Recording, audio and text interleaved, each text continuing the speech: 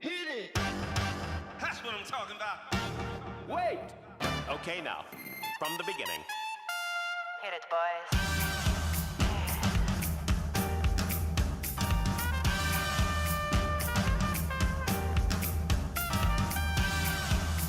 What are you talking about?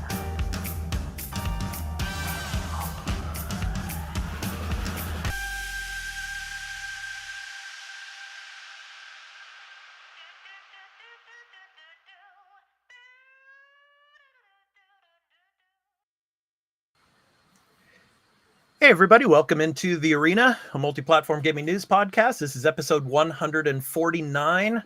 I'm your host, Expat, along with my co-hosts, Burley of Burleyman Gaming and Fubu87. And today we have a special guest. He's known on Twitter as Genki_JPN.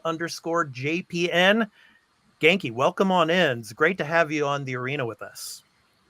Oh, hey guys. Yeah, thanks so much for having me on the show today.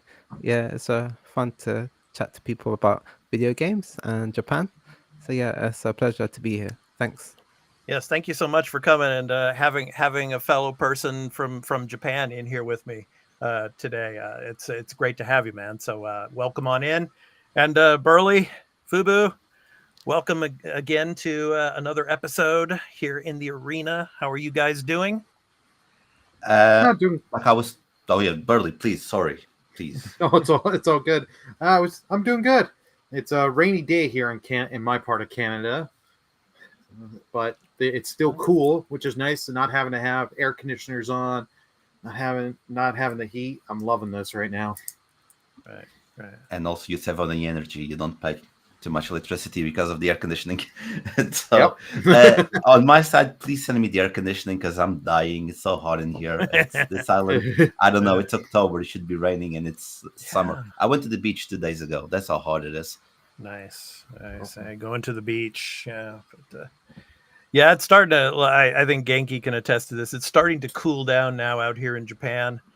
We're starting to get into the fall season now. So in a couple more weeks, the leaves will start changing colors. And usually beginning of November is very, very beautiful out here, especially in Kanto area, close to Tokyo and everything. So, I'm really excited for that, especially with the temperature drops because, out here in Japan, it's also very humid in the summer season. So, I'm looking forward to it drying out and all. So, I'm really excited for this show today for all of you viewers and listeners and everybody because we have the Asia representation here with Genki and myself. Obviously, I'm from the United States and from San Francisco, as most of you that have watched and listened to the podcast before know. But we have Fubu. He's kind of the European/African representation here on this show, and then we have Burley. Of course, our North America representative, our other co-host, Turn-Based Carl,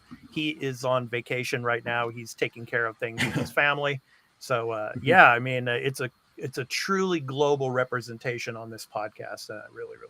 Really want that and like that we have that in this episode here. So, it's good stuff. So, we got a great show for you. We're going to be talking about, obviously, the PS5 Slim models. We're going to talk about those. We're also going to talk about cloud streaming on PS5. So a couple of PlayStation stories to get through. And then obviously Microsoft and the Activision Blizzard deal is done. We'll talk about the ramifications and talk about the possibilities of what might come to Game Pass in the next couple of days and weeks and months ahead. So we'll talk about that. And then our topic of the show, Final Fantasy VII Rebirth. So, of course, we got Genki here. Genki, he's a huge Final Fantasy fan, as well as Burley and Fubu. Really looking forward to the conversation there about Final Fantasy VII Rebirth. So, looking forward to that. And then, of course, our picks of the week and all. But before we get into that, and before we get into the games that we've been playing this past week, here is a brief word about where you can find this podcast in audio and video format. Discuss what they have been playing, this episode of The Arena, a Multiplatform Gaming News Podcast's ad-free version in audio and video formats, will be going to Patreon after being recorded. So if you would like to support the show and become a patron at the entry tier 1 level at $1 per month and get every episode including exclusive ad-free post-show content in video format when recorded, please visit patreon.com/thearena productions for further details. The audio version of the podcast will be uploaded to all free podcast services where you can find us on any podcast app for iOS or Android, and in the video version, it will be on our YouTube channel, The Arena Productions. For the audio version, just download your favorite podcast app and search for The Arena, a Multiplatform Gaming News Podcast. Subscribe, follow us, post a review, and leave us questions, comments, and feedback if you like, if that feature is available there, and spread the word about the podcast. We also have a Discord called The Arena Productions, where you can join and chat with the Arena Productions community, and the podcast audio website is at thearenapodcast.podbean.com, where you can follow us and leave questions and comments as well. For all information regarding the podcast and our entertainment and pop culture related content, along with our blog and forums, visit the official website of The Arena Productions at www.thearenaproductions.com. Finally, you can also follow us on Twitter at The Arena AMPGNP, as well as on Instagram at The Arena Productions. Now, back to the show.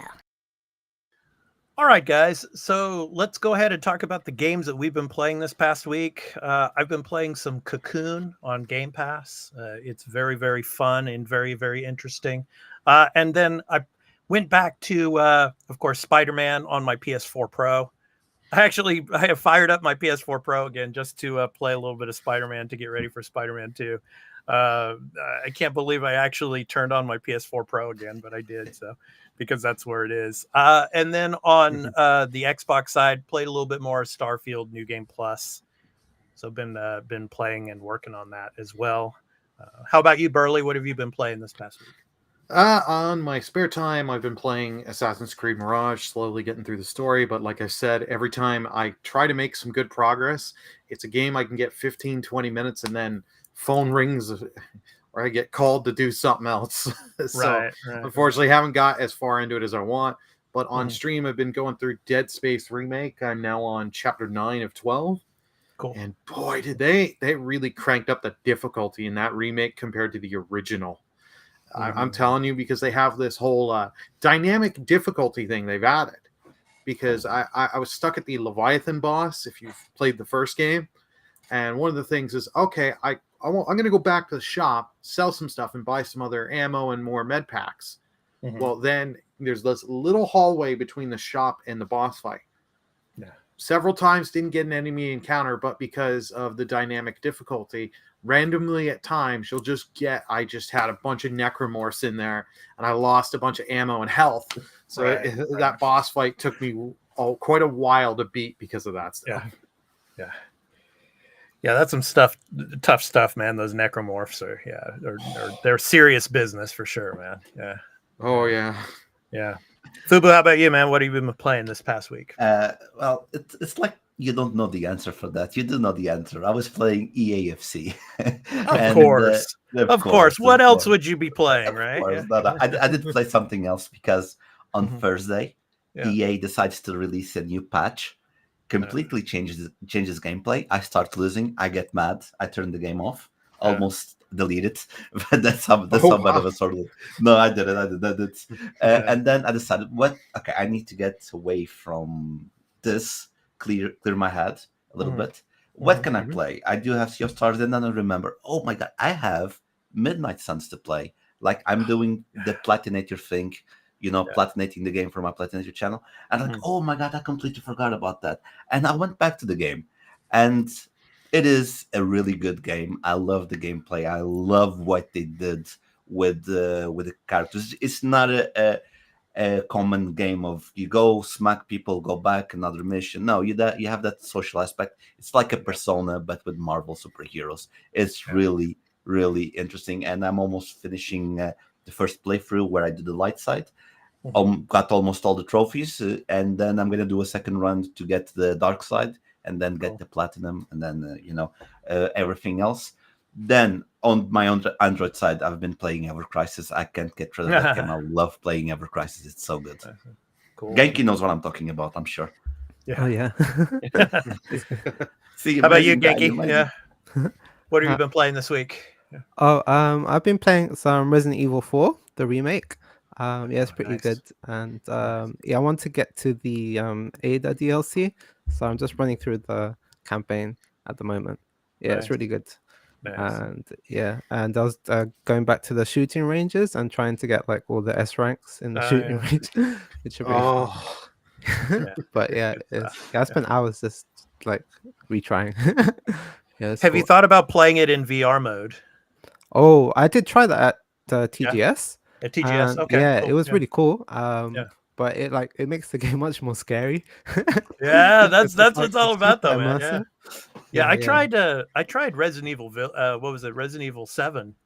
In Village 8, VR. Yeah. Oh, okay. Yeah. Yeah, Cool. That was pretty scary, man. Yeah. Like you said, it's like when you got that headset on, man, and it's kind of that cramped feeling, and then things are just busting through walls like right in front of you. Yeah, exactly. Good stuff. Yeah. It was good.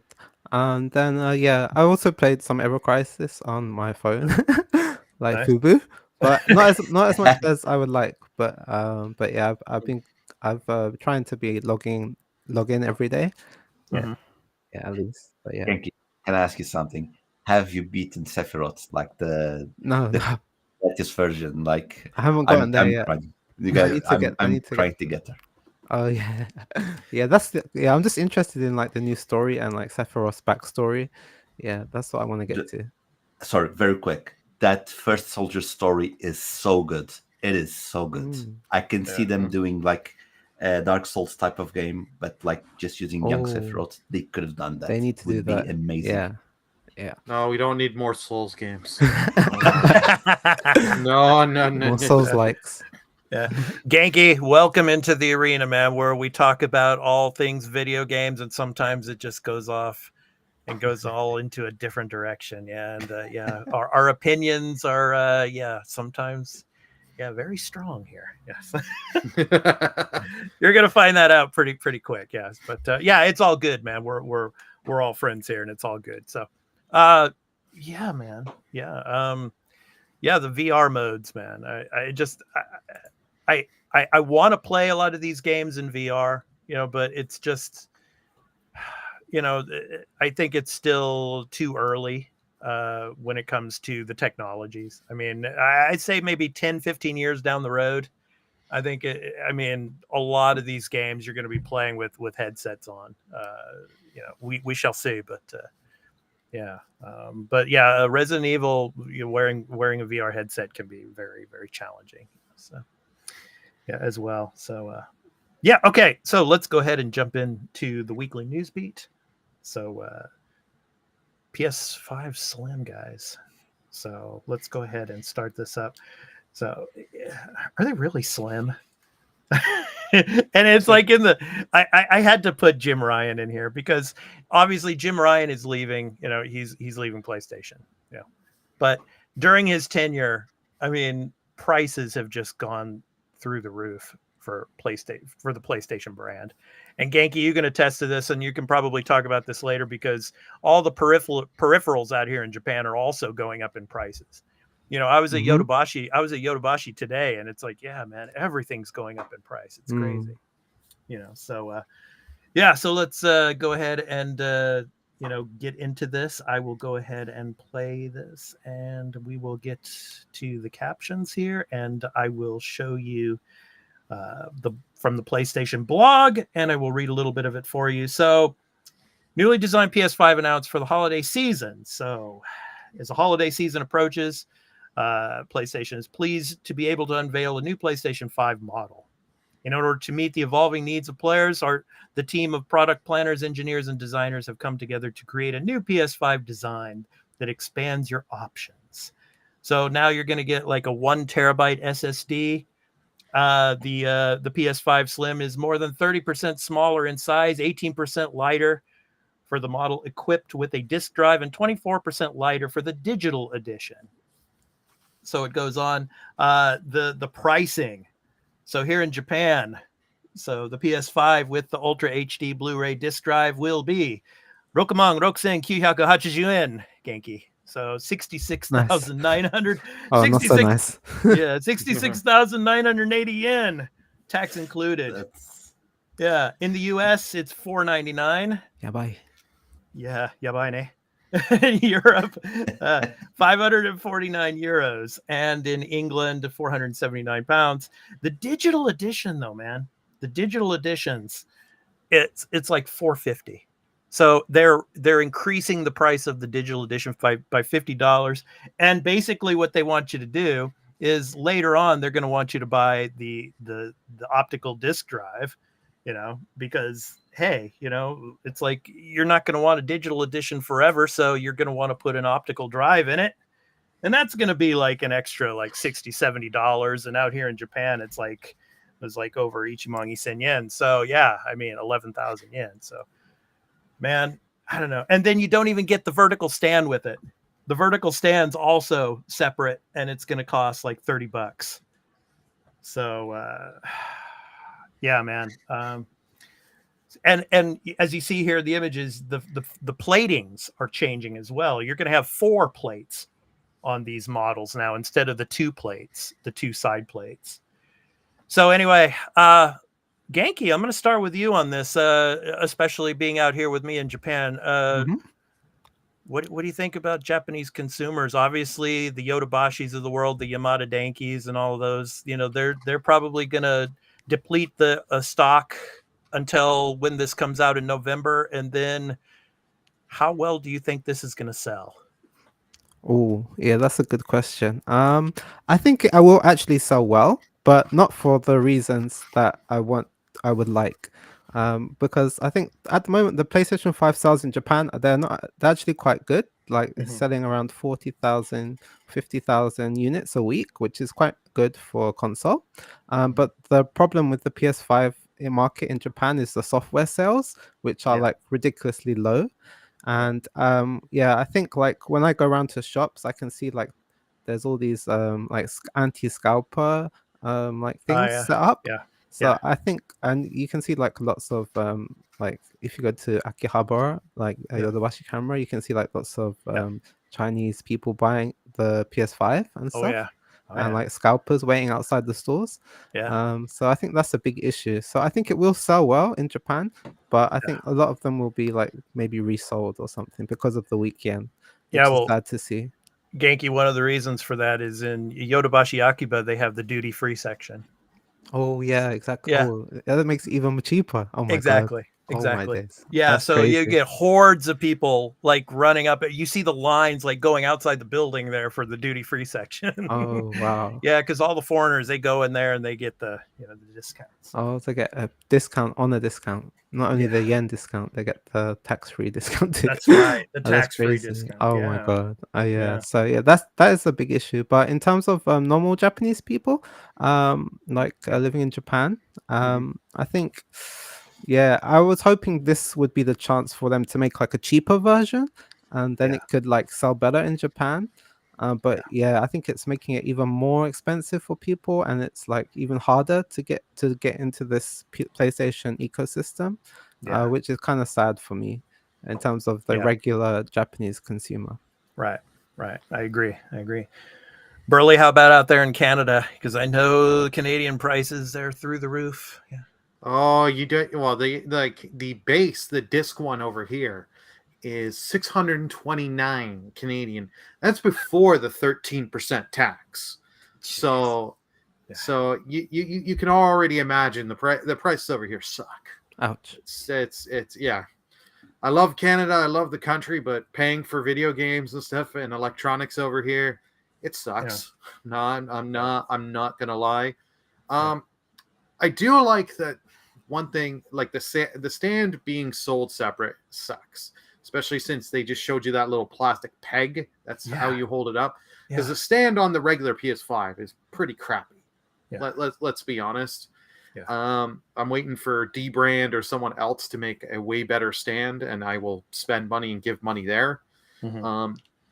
But I do like for the digital edition, because not enough has been said on this, because a lot of people just focus on the price increase. I don't like the price increase, but at least with the digital edition, they are now giving you with this new one more storage, but also giving you the option, if you buy digital and you want to upgrade and get the disc drive, you can.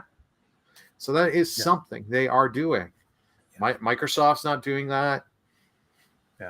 It's just yeah, it's you're paying more money for it if you do that in the long run, but at least they're giving you the option. Yeah. Fubu, how about out there in Europe? Well, about the PlayStation 5 Slim, we're very similar. If I don't eat for 2 days, I'm going to reduce my size in 30%, but I'm going to still take a lot of room. I'm going to still take it. Look, I have my PlayStation over there, and it's towering over me like it's the Eye of Sauron or something, man. It's a huge thing. I'm telling you, it's a huge thing. It's a beast. It is. It is a beast. And I'm going to give you the example. Like, when I started dating my girlfriend, I told her, "You're not getting a PlayStation 5," because she's a gamer as well. And I'm going to wait for the PlayStation 5 Slim. I'd rather do that. Why? And look, I might have this wrong concept because, I've never been to America, for example. But I have this assumption that it's all very big in America. So a normal PlayStation doesn't occupy that much space. Here where I live, like I said, I live in an island, and most of the areas in Europe, they're very compact. The houses are a bit small.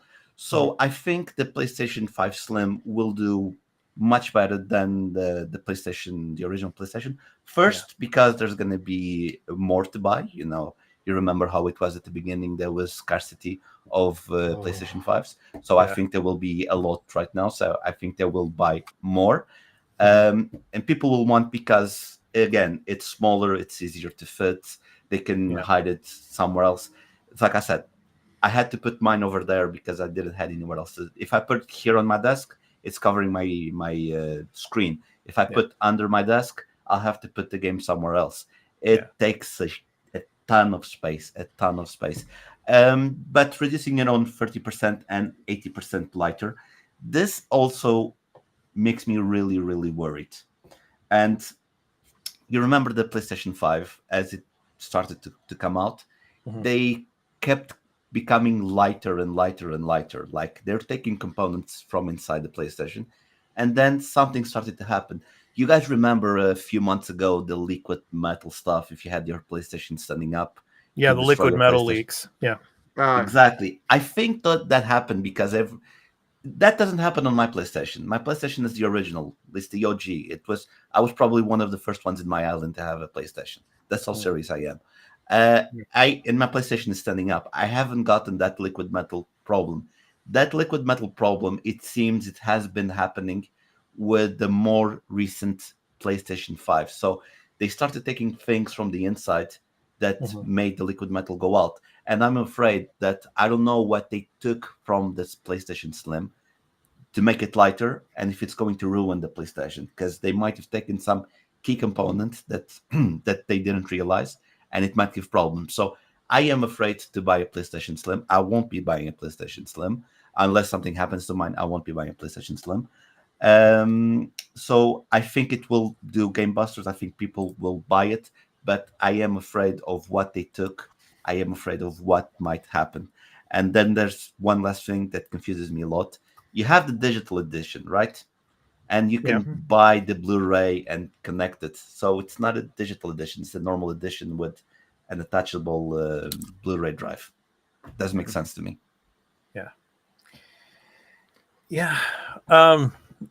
Space is an issue, obviously, as you said, Fubu. And I think Genki can attest to this too, because out here in Japan, I mean, the space is very limited, especially in homes. Like on the Xbox side of things, like the Series S, it's small, it's compact, and that's why probably out here in Japan, that's why it's sold better than the X.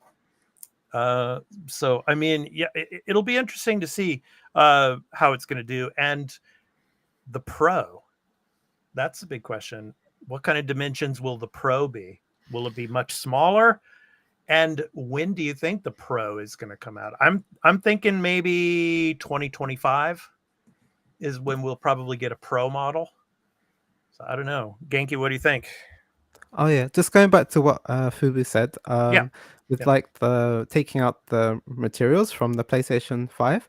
I think that's what they have done, because I know the original PS5 had like copper like cooling system, and they took that out for the redesign, and they probably took out a lot more things for this one. So I think in terms of build quality, if you have the earlier models, you're probably better off in terms of build quality. But probably in terms of performance, they'll perform the same. But yeah, the build quality for the older models will probably be better, because I think what Sony is trying to do here is they're just trying to make it cheaper to make so they can make more profit from the consoles. And it's sad that they're not passing on some of those savings to the consumers. Instead, they're raising the price, which is crazy. But yeah, it kind of sucks, but it's capitalism. So Genki is absolutely right, because I was expecting, because lighter, less components, easier to make, it should be cheaper, but it's about, I think it's, I don't want to be wrong because I'm not sure, but I think it's like $50 more expensive, or about the same price as the digital PlayStation one 5. is the digital one is more expensive. The other one's the same price. Right. Doesn't make sense. Yeah. And in Japan, everything is more expensive, so it sucks even more. Yeah. Well, it makes sense in the sense of this is what PlayStation has been doing with all their hardware and during this generation. They could slash the VR2 a bit to get people in, but they've chosen, no, we don't want to take a loss on any of this. We want pure profit on each sale on this. That's what they're doing. They're not Microsoft. They're not Microsoft. They're not Microsoft. The other aspects of Sony are not doing well, so they want to get as much profit off each device they can. I don't think it's going to work for them in the long run, because like VR2, it's like you need the amount of money over here in Canada is like I need to spend about $1,400 to get the PSVR 2 and the PS5, and then I've got to spend another $100 to $200 to get a couple games to actually play on the VR2. Yeah. So. Yeah, same in Japan. The VR2 is like crazy expensive. It's like nanamang, or like 70,000 yen or 80,000 yen. Right? Yeah, it's just crazy. Yeah. It's like that's like $700, like, or something like that. It's crazy. It costs more. It costs more than the actual console. It doesn't make sense. Man. Well, the bundle here with Horizon and the all the accessories for VR2 over 900 here in Canada. Ouch. Yeah, it's not cheap. Here in Europe, it's the same. It's really, really expensive. I think it's about 500 euros or something last time I saw it. And I'm going to be honest, I'm kind of lucky because I get motion sickness. Like I get easily motion sickness. So VR is something that I keep away because I know what's going to happen to me. So I don't have any will to try the VR. So I'm lucky, because if I did well, I would probably bought the VR1 or VR2 just to play it, because it looks good. I'm not gonna take that away from the PlayStation. It looks really good, but because it's not good for me, I keep it away, and thank God, because it is really expensive. Yeah, my original PSVR has been in my case for a long time now. It's just I haven't used it in a long time, so.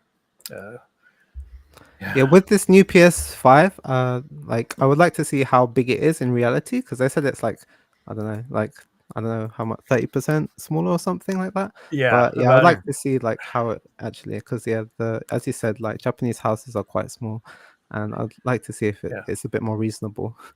Well, Genki, we're probably not even going to get them in the stores until at least November, because remember when the original came out? It's like they didn't have any displays. Yeah. They already said like that is only like the US is getting it in November, and then other regions will be in the following months. Exactly. So I don't think we're getting it into Japan until like next year. February.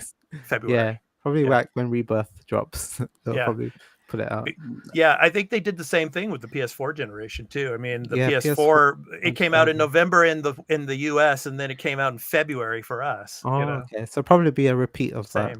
Exactly. Yeah, it's like, and even in February, if we get it in February, you won't have anything in the display cases. They'll probably have the old PS5s in the display cases, and then it'll be like a month later before they actually start putting them into the display cases for you to look at.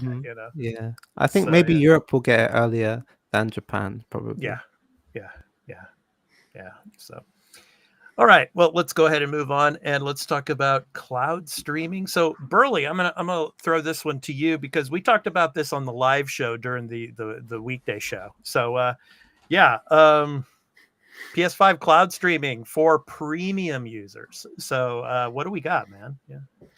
So yeah, they're finally giving the cloud streaming to you, but it's only premium users, which I really don't like that this is just locked behind a paywall.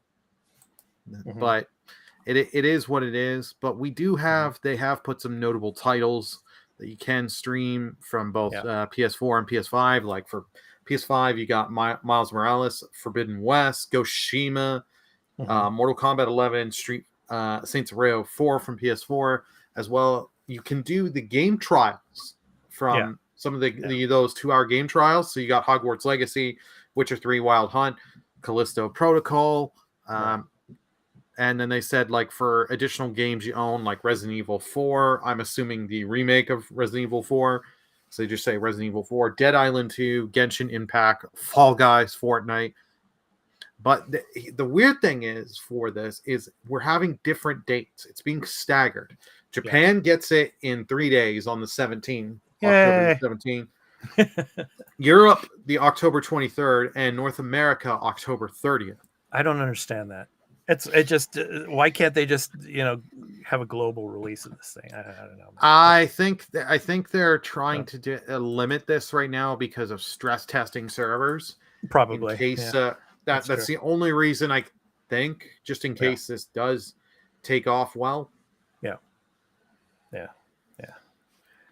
So and then what is it that you were talking about the remote device, Burley, when it comes portal. To the portal. Now this is something I don't like because they're releasing this device in November, but I can't stream. You won't be able to use this feature on the portal. So it's another knock against the portal. If I could do this with the portal, this would actually encourage more people to want to buy and pre-order the device.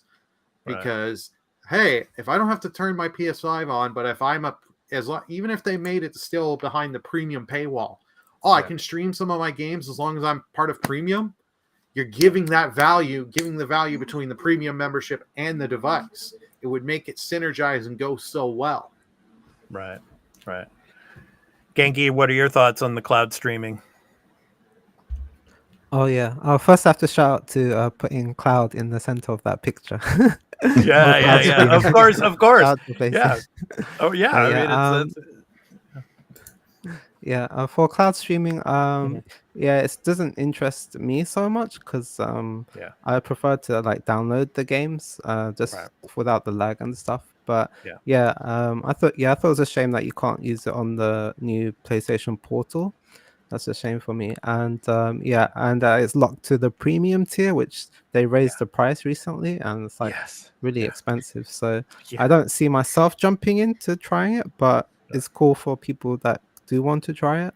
And maybe they're a bit impatient and they just want to try out games without waiting for them to download, or they got I'm not sure. It seems that it's better to just download the games if you can't take it portably. So we'll see how it goes. I'm personally not gonna. I won't be able to try it because I'm not on the premium tier. Right. But it'd be interesting to see how it works and if it has lag and stuff like that. Yeah, I'm interested. I mean, it says in the PlayStation blog article, high quality resolution options, 4K, 1440p, 1080p, 720p with 60 frames per second. With that, and I just don't know when it comes to the lag how that is going to work out. Fubu, your thoughts on the cloud streaming? I think there's something really important that they don't focus, and you guys here haven't focused. Let's get a car. If you have a car and you want the car to perform, you have to put the best gas possible, right? So it performs better. If you put the worst gas, it won't perform as well. This is the same thing. This is cloud gaming. You need good internet. If you don't have good internet, it's not going to perform well. All those shebangs, the 60 FPS, 4K resolution, it only works if you have NASA internet. Right. That's the only thing. And then there's something really that. Why the hell would I want to cloud stream Fortnite? I don't want to cloud stream Fortnite. I already have issues playing Fortnite when it's with normal internet. No, and then there's okay, they're putting good games. Let me take my notes here. Like you're gonna start with Ghost of Tsushima, Spider-Man, Miles Morales. Mm-hmm. Okay, great games. Don't get me wrong, they're great games. But if they want to sell the service to the people, they need to put something more recent there. I'm not saying put Spider-Man 2 there. It would be crazy if they did that. Everyone would be using the cloud streaming. But like Burley was saying, they don't want to stress the service probably. But come on, give me something recent like a Final Fantasy 16 or a Jedi Survivor. I know it's not the best games to play if it's cloud streaming and you don't have good internet, but it would be something to attract its shiny games from this year that people would like to play on this service. I do have all the tiers of the PlayStation Plus, and I'll be honest, I'm not gonna give it a go with this because first, all my internet goes to EAFC. That's where my internet goes, and I don't. But no, seriously, I don't have the biggest, strongest internet here in the island, and it's gonna be laggy, and I hate laggy stuff. I hate laggy computer. I hate the laggy game. I hate laggy everything. So it's something to just get me mad. I don't think this is a good thing at this stage. In the future, when better internet is accessible to everyone, okay. But at this stage, it's not good. Yeah, I think that was one of the points that they were talking about with the Microsoft deal, with the CMA and all as well, with cloud streaming.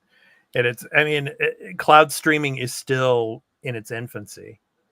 Mm-hmm. I mean, it's still a ways off when it comes to, like you're saying, Fubu, having that kind of internet connection, the quality. I mean, right now, most people have like 5G. 5G is, being implemented, 5G services and all. But I mean, let's wait till there's like 10G and then get back to us. And let's see, what we can get out of the streaming service and out of cloud gaming. Because when we get to like 10G, which is probably like 20, 25 years down the road, I mean, there's probably going to be no lag at all. I mean, it's going to be amazing. But right now, it's not there yet. I mean, I'm wired when it comes to everything. My notebook PC here, my consoles, everything is wired. And then when it comes to having Wi-Fi,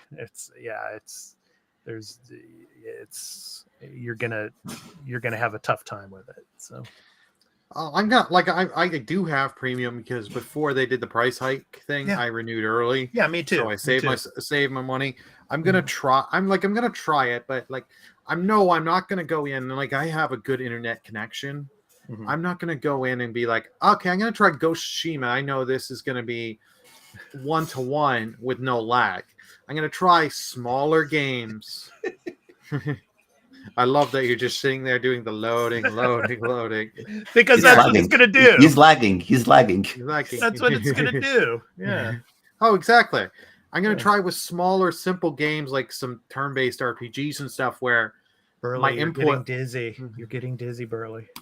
You're watching that lag. Yeah. But it's I'm going to start with simple, smaller games, and then I'm going to try bigger games, see how they perform. But this is still years out. If anyone remembers Stadia, they promised the world, and then Stadia, what was that? What I'd never heard of that. What was that? I'm just kidding. Google's streaming service, because I had the kit pre-ordered. And then 2 weeks before it came out, they were like, actually, you can't use the controller wireless. You can't do this. All this stuff they promised on release date. And it was like, oh, so they promised the moon and had nothing ready. It was like, yeah, no, I'm done. Yeah. I think what Sony's trying to do is, it's smart. It's like you said, when we get the 10G or whatever. It reminds me of something. Who was the first gaming company to do something related to VR? Do you guys know? No. It was Nintendo a few years ago. They had a few years ago, Nintendo had a VR that flopped on the market. They were ahead of the time. Like if you search, I don't know if the you're Wonder Boy or whatever, Virtual Boy. Yeah. The Virtual Boy. It was VR at the time. It's virtual because you put the glasses on and you would play. It completely flopped at the time. Nintendo had the good idea, very good idea, but it was too ahead of its time. And I think Sony has the good idea, but they are too ahead of its time. Genki, what do you think about it? You agree with us? What do you think about that? Yeah, I think it was a bit ahead of its time as well. And I wouldn't. Yeah, I'm not confident. Yeah, I wouldn't want to. I'm not confident with the whole VR thing as well and streaming. Yeah, it's just it's a ways off. I mean, for both mediums, it's a ways off. So come on, you're not going to want to play Rebirth day one and just stream it instead of downloading the 100-something gigs. Yeah, right. I don't think so. Yeah. Don't try that, Genki. It's all wired, man. Yeah. So, you got to download it, man. Download it. Yeah. So. Yeah, I'm downloading those like 200 gigabytes, and I don't care how long it takes. Exactly. Yeah. Smart man. Download, go to sleep. When you wake up, it's on. It's good. Now, Genki, are you more into just digital games now and downloading, or are you more like still buying the physical copies of the games? Personally, I'm physical first, but I will pick up like a download version if it's like cheaper or you get like a deal. Yeah, so like on the Switch, like they have these catalog tickets where you can buy 2 games for like 10,000 yen, and I'll do that sometimes. And like games that I always go back to, like Mario Kart or Smash Bros or Pokemon, like those are more convenient to have digitally. But generally, I would buy the disc or the cartridge. I stopped buying physical copies a couple of years ago because like I have a 4LDK mansion here, and it's like the room that I'm in here, it's like just a bunch of boxes with cases of games, and just my wife gets on me about space, and also I started doing everything digitally except for Switch games, of course. I mean, you got to get the cartridges for those. I mean, but other than that, it's mostly digital. But all right, guys, let's jump to Microsoft and Xbox. Yeah, so it's complete, guys. It's done. Activision Blizzard acquisition is complete. So Call of Duty is now part of Xbox. Yes, so we got the news, and this article is from The Verge. So Microsoft has finalized its $68.7 billion deal to acquire Activision Blizzard, publisher of Call of Duty, World of Warcraft, and Diablo. Last week, The Verge reported that Microsoft was planning to close, and they did. Yes. And of course, Phil Spencer came out with a quote. It says, we love gaming. We play games, create games, and know firsthand how much gaming means to all of us as individuals and collectively as a community. And today we officially welcome Activision Blizzard and their teams to Xbox. As one team, we'll learn, innovate, and continue to deliver on our promise to bring the joy and community of gaming to more people. We'll do this in a culture that strives to empower everyone to do their best work, where all people are welcome, and is centered on our ongoing commitment of gaming for everyone, end quote. So, So the deal is Microsoft's largest acquisition ever, far in excess of the $26 billion Microsoft paid to acquire LinkedIn in 2016 and the $7.5 billion it paid to acquire Bethesda in 2021. So this is Microsoft's biggest ever push into gaming too. And the company said at the original announcement of this mega deal that it will now be the, quote, third largest gaming company by revenue behind Tencent and Sony, end quote. So Microsoft also now plans to add many of Activision Blizzard's games to Xbox Game Pass. So, quote, today we start the work to bring beloved Activision Blizzard and King franchises to Game Pass and other platforms, end quote, says Spencer. So, guys, it's done. So what are the ramifications of the close of this deal, and what do you think is going to come to Game Pass first? I strongly think that in the next few days, we're going to get a drop of some games. And Burley and I, we've talked about this, at length about what games are probably going to be coming to the service first, especially Call of Duty type of games. Probably some of the old, Modern Warfare games will probably be coming first. Some of the earlier Diablo games will probably be coming to the service as well. So what are your guys' thoughts on the close of this acquisition and the possibilities for Game Pass in the upcoming months? Burley, I'll start with you. Well, the ramifications. Actually, the tweet just went out. Sony has now acquired Square. That's the yeah, right. Hey, you never know. You never know. believing Hey, for a you never moment. know. You never know. But don't be surprised if that's the next company Microsoft goes after. Because, I mean, right now, I'll show you the list here. Or actually, I'll show you the image here. Look, if Square is bought by Microsoft, that's when I'm going to start buying Xboxes so I can play Final Fantasy. I'm telling you now. Yeah. So you've got Xbox Game Studios, you got Bethesda, you got Activision, you got Blizzard, you got King, you got all of these studios now, and the majority of them obviously are Western based.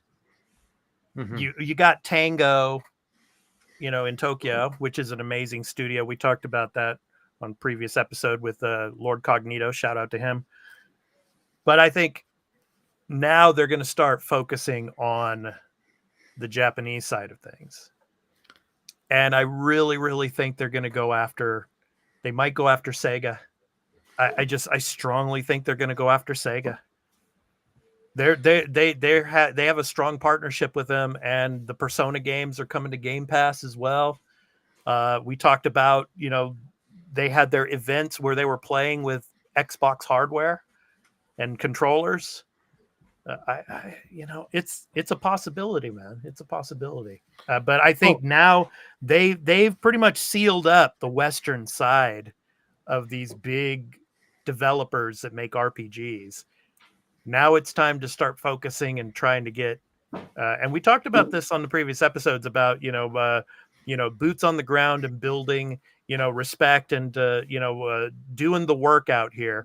I think it's time. I think they're going to start, probably not this year, because this deal was big, obviously $69 billion, but don't be surprised if early next year and on you start seeing some other companies, development companies Microsoft starts to acquire being out here in Japan, because Phil and Sarah, they're coming out here, and they're not just coming out here to shake hands and to say hi.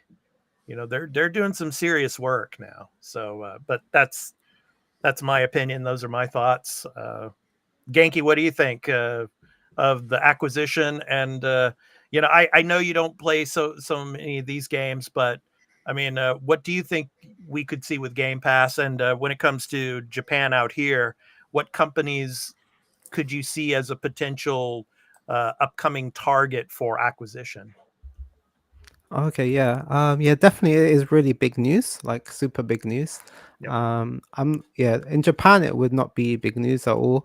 I don't think most Japanese people are probably aware of what's going on with this thing, because most of the games are like super Western focused. Yes. Personally, I'm not a big COD player, and I don't play many Western RPGs either. So this whole thing wasn't that like interesting to me over the course of the period.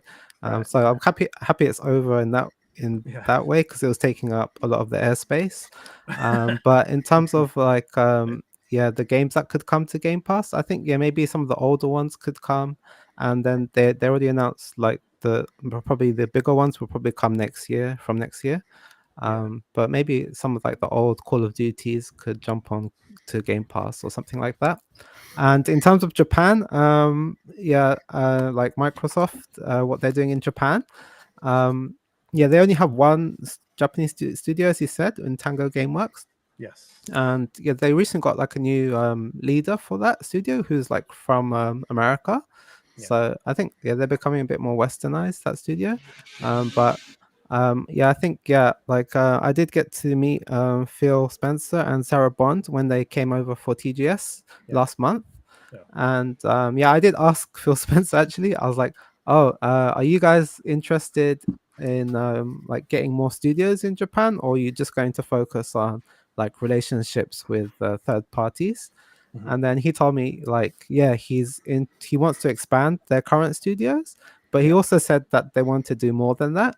So like he's kind of suggesting like, yeah, they're interested in like acquiring stuff as well. Like I'm not if it's studios or but in terms of like what's actually possible is like, because these kind of acquisitions, they don't really happen in Japan. Usually like companies get merged together, like Square Enix and Bandai Namco and stuff. And it's usually because one company is like struggling. So like just a whole like full blown out acquisition, it's very rare in Japan.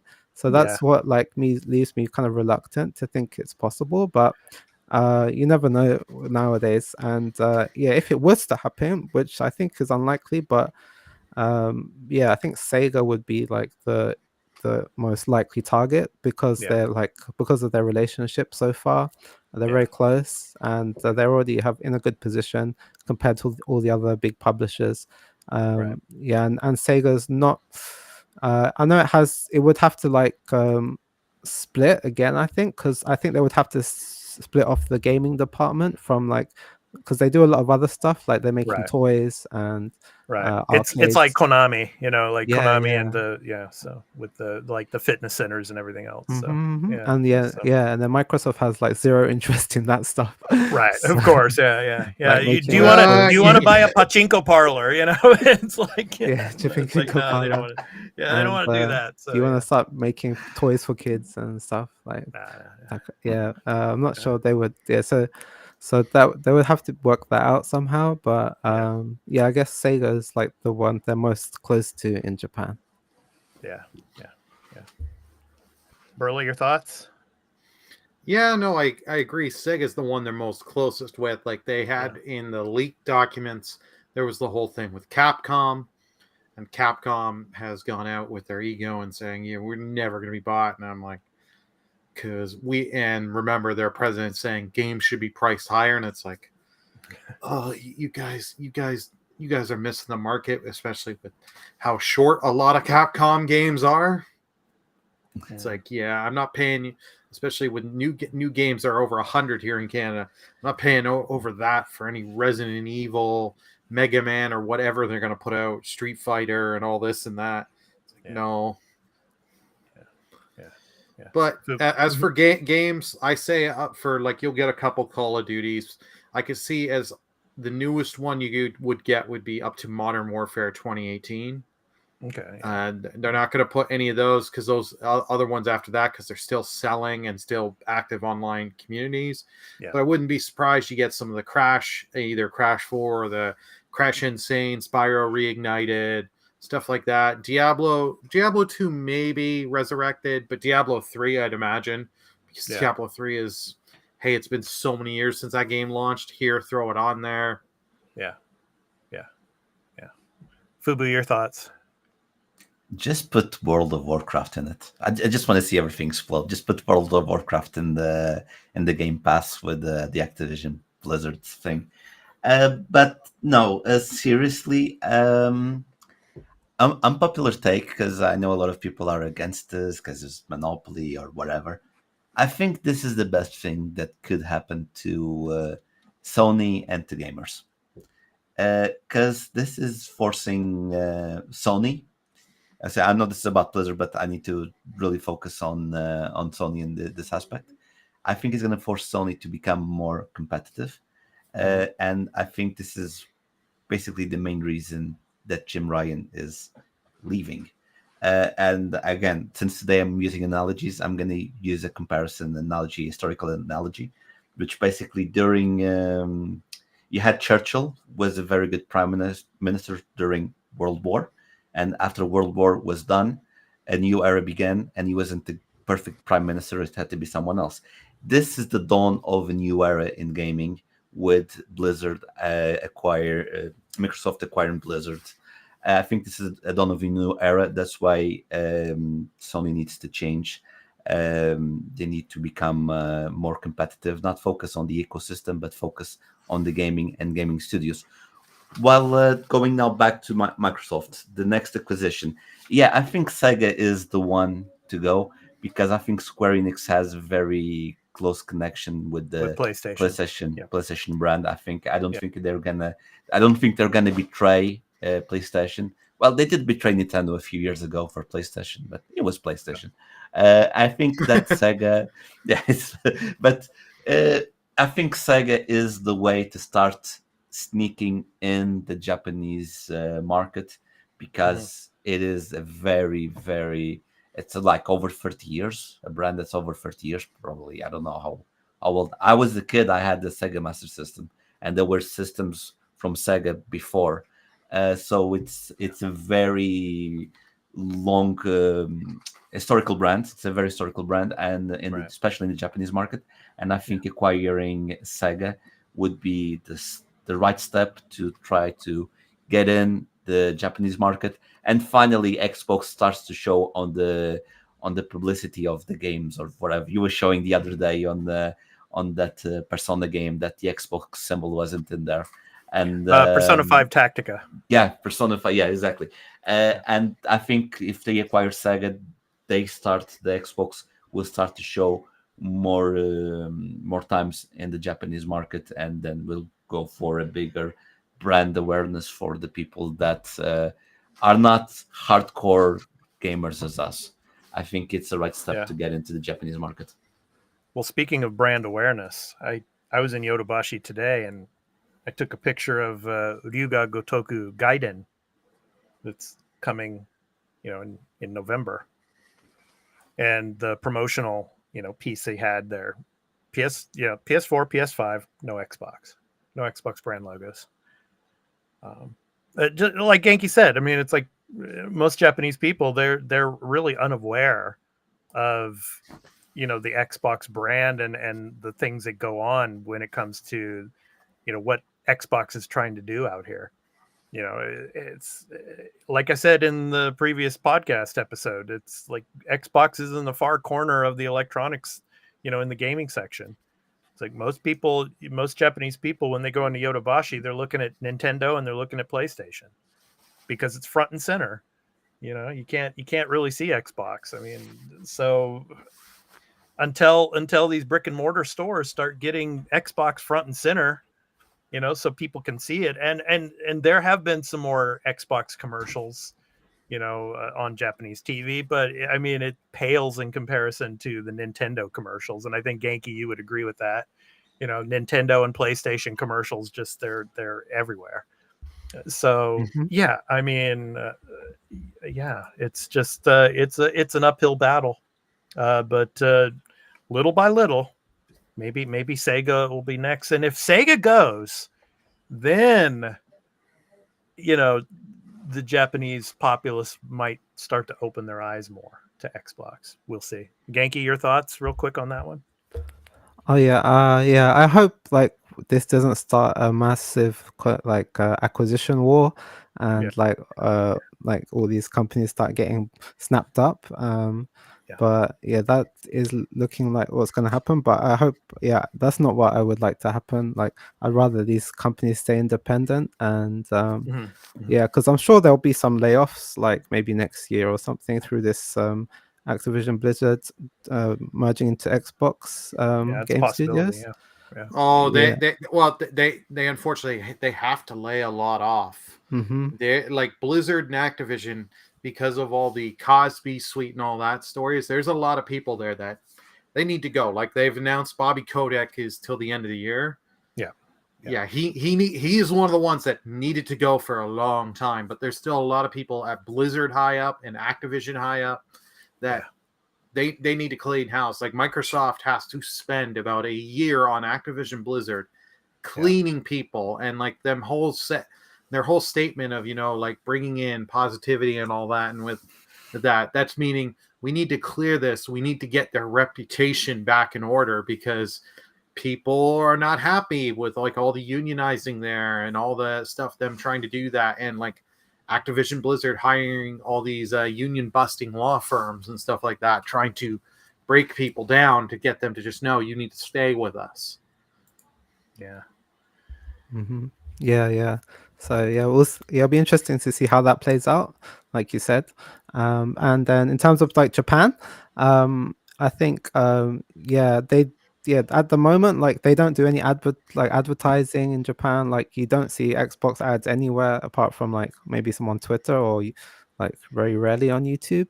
But in terms of like normal TV, you will never see it. In terms of like on the streets billboards, you'll never see it. So like if you ask like your average Japanese person walking down the street, like they probably don't even know what Xbox is at the moment. Zenzen wakanai. It's like, what is that? 何それ? Shiranai. 何これ? はい、知らない。ごめんね。全然わかんない。ちょっとわかんないか。Like, yeah, they're like Xbox って何? 何ですか? Yeah, I mean, yeah. They might be a bit confused. So like, yeah, I think what I'd like to see is like them investing in like marketing in Japan and the staff, because I know like the Xbox team at the moment they're quite small. So I would like them to expand their stuff, which they are doing because they're like hiring for those positions. Like they recently getting a lead for the Japan side, so like probably like a front-facing person, but ideally Japanese, or understands the Japanese culture. So I think that's what they're doing at the moment. So like I'd like to see more of that. Improve the marketing and improve the staffing in terms of Xbox staff in Japan. Yeah, or they could just hire me, Genki. Yoroshiku onegai itashimasu. Because I can speak Japanese a little bit better than Phil and Sarah probably. Phil and Sarah. Just a little bit. Yeah. Oh yeah. I think Sarah Bond said Mini-san again. So I think instead of like Minna-san, but yeah, so they need to work on their Japanese as well. Yes. Hatsuon was in there. Yeah, it's funny, but yeah, I think you were saying, Genki, it's like commercials are like non-existent. I mean, I saw one Game Pass commercial a couple of months ago, I think, and that's about it. Yeah, so it's unless you watch TV like 24 hours a day, it's difficult to see anything like that. But yeah. Yeah, but they are trying to improve, and like as you said, Phil and Sarah are coming to TGS every year. And they're trying to improve a lot. So like boots on the ground, and establishing those relationships again, because they had the relationship like in the 360 era. They had that relationship, and then just they abandoned Japan, man. Yeah, they bailed out. They bailed, man. Yeah, they just took off. I think they like damaged some relationships with like maybe like Square Enix or different people, because they had a lot of like exclusives with Square Enix at that time, and like now it's kind of dried up. So I think they damaged their relationship with like Japanese publishers, but and like now is the time where they're building that back up again. But it's kind of like they had to reset everything. Exactly. So they're kind of starting time. And like as you said, like Japanese, they're like. They rely on like trust and respect and everything. And they need to show like you're in it for the long run. So like you need to prove that to them to get a good relationship. So they're doing that now, I think. Yeah, I was gonna say it's like that in everywhere in business culture and in just in everyday life here in Japan. It's it takes it takes a lot of time. I mean, I've lived here in Japan now for 27 years. Wow. And I know it takes a lot of time, for trust to be built up and the respect, So it's going to be a long work in progress. But my hat's off to them though. I mean, they're trying, they're working hard. So but もうちょっと日本語をちょっと勉強してください。So please study Japanese a little bit better. They can't be throwing in all these Westerners to lead the Japanese studios. They need some more Japanese people on the team. Exactly. Yeah, because that's how you build the trust and you get the audience. People will listen. So yeah. Burley, Fubu, any last thoughts on this before we move on? You guys good? No, I'm good. It's just amazing hearing you guys talking about it because you are obviously the Japanese part of the program, right?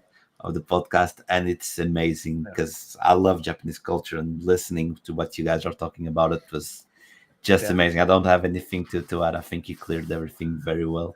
Amazing what you said. I really love it. It's I mean, I came out here, so Genki Heisei Hachinen was when I moved to Japan. So 1996, and that was the year the first PlayStation, was becoming, a thing. And obviously, Final Fantasy VII came out the year after. And it's interesting that, with Final Fantasy, it was originally being developed for the Super Famicom, which is, of course, the SNES in the West, Super Nintendo Entertainment System. But they were having problems with the development and everything. And they tried it with the Nintendo Rokujion, the Nintendo 64. And it just didn't work out. So they went to PlayStation because of the disc drive, the optical disc drive, and they were able to make it successful on that. So, yeah, I mean, but things have changed a lot out here, since then. And with the gaming world. So let's go ahead and jump into our topic of the show. So our topic of the show, we're talking about Final Fantasy VII Rebirth, which is going to be coming next February 29th. So next year is a leap year, of course, because of the Olympics in Paris. Yeah. So February 29th, we're getting it. So we're going to talk about the gameplay mechanics and combat in Final Fantasy VII Rebirth. What's new? So what we're getting. So Genki, I'll let you start here. What are you looking forward to the most when it comes to Rebirth, when it comes to like gameplay mechanics and the combat within the game? Oh yeah, so yeah, I'm super hyped for Rebirth. It looks absolutely amazing, and yeah, I'm just like really looking forward to it. In terms of the gameplay, like the thing I'm most looking forward to is like probably like the open world exploration part of it, because that's like the most thing that's been transformed from remake. A remake that was pretty linear and there wasn't much exploration in the game in terms of like the when you're in the overworld. But here it's like much more open world, and there's a lot of things you can do and lots of side quests and mini games as well.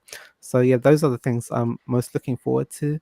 And in terms of the combat, I'm looking forward to like the new tag team moves, and they're also adding like lots of new characters. Like you can play as Red 13 now as well. And it's all looking like super amazing. And yeah, I got to try it at the Tokyo Game Show. I went to Tokyo Game Show and I got to try the demo 3 times. Nice. And it was really fun. Like I had to go back and line up again and again. And I was gonna say, man, how long were you in line? Because the last time I went to a TGS, I mean, the on a public day, it was 3 hours to wait. Yeah. It's never again. I'll go on a media day or something. So, luckily I got to go on the media day, so like the lines weren't too bad. It was like maybe half an hour. Nice. Like 30 minutes waiting. And I just kept jumping back in the line. And I just wanted to play that all day. Like I didn't want to go try anything else, but I had to try some other stuff. But yeah, it was super good. And the combat looks really nice. And exploring the open world was really cool. And you can just see how more expansive the game is. And like you can pick up items in the overworld and you can craft stuff. And you can ride chocobos, and like it's just crazy how much chocobos. It's crazy how much they've expanded from a remake, and the game just looks massive. Like it's like they've just shown us like the grassland area so far, but they said like that's just the beginning bit. So this game looks absolutely incredible. Oh yeah, and it's gonna be a trilogy. I mean, the third game. It's gonna be amazing. 3 games. 3 games. And I'll just say, like, playing as Sephiroth felt super good, like so good. Like, my gosh, it's like, woo! It's like, oh my days. I was like crazy. how good he is. Like, yeah, he's just super stylish, and like he can like warp to the character when you press circle, and you just Right. like, yeah, and then you do the combo moves, and like, oh my gosh, yeah, I think, yeah, I hope you can play with him more than in just that flashback segment of the game, because Yeah. he's like a super fleshed out character. So I would imagine there's probably some other areas where you can play as him as well. So Yeah. yeah, but it's just super impressive, and it's already like, yeah, I like, for me it's like game of the year 2024 is already decided. Oh. kind of like I said for Tears of the Kingdom this year. It's like Yeah. it was decided the day it came out. It's like it's going to be game of the year. I mean, Yeah. yeah, Baldur's Gate has a chance, Starfield has a chance, but yeah, it's going to be, come on, it's going to be Tears of the Kingdom. Yeah. So, Mhm. and that next year it'll be Rebirth probably. Yeah. For me, yeah, Rebirth 100. Yeah. Burley, do you have any questions for Genki on Rebirth? Yeah. I was gonna say he answered mine because I was gonna say, did you get to play as Sephiroth? Because that is a section where let's be honest, Mhm. if you've played the original 7, like I always had a save file saved in that area on a separate slot, so I'd go back and play that section because I always love that section. So, but you telling me Yeah, how you're in for a well he treat. feels. Yeah. That I can't wait. No, because I can't. I'm interested to see if they'll keep the same, because he had all mastered materia. If you play Oh the yeah. original, he had like some really good magic and materia and all that. So it'd be interesting to see what materia they give them and all that. See and so that way you can maybe try out some spells and other stuff for later in the game for you to get access to.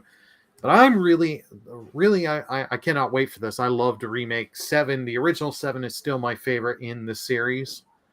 I'm interested to see, because remake made some diversions to the story and changed some stuff.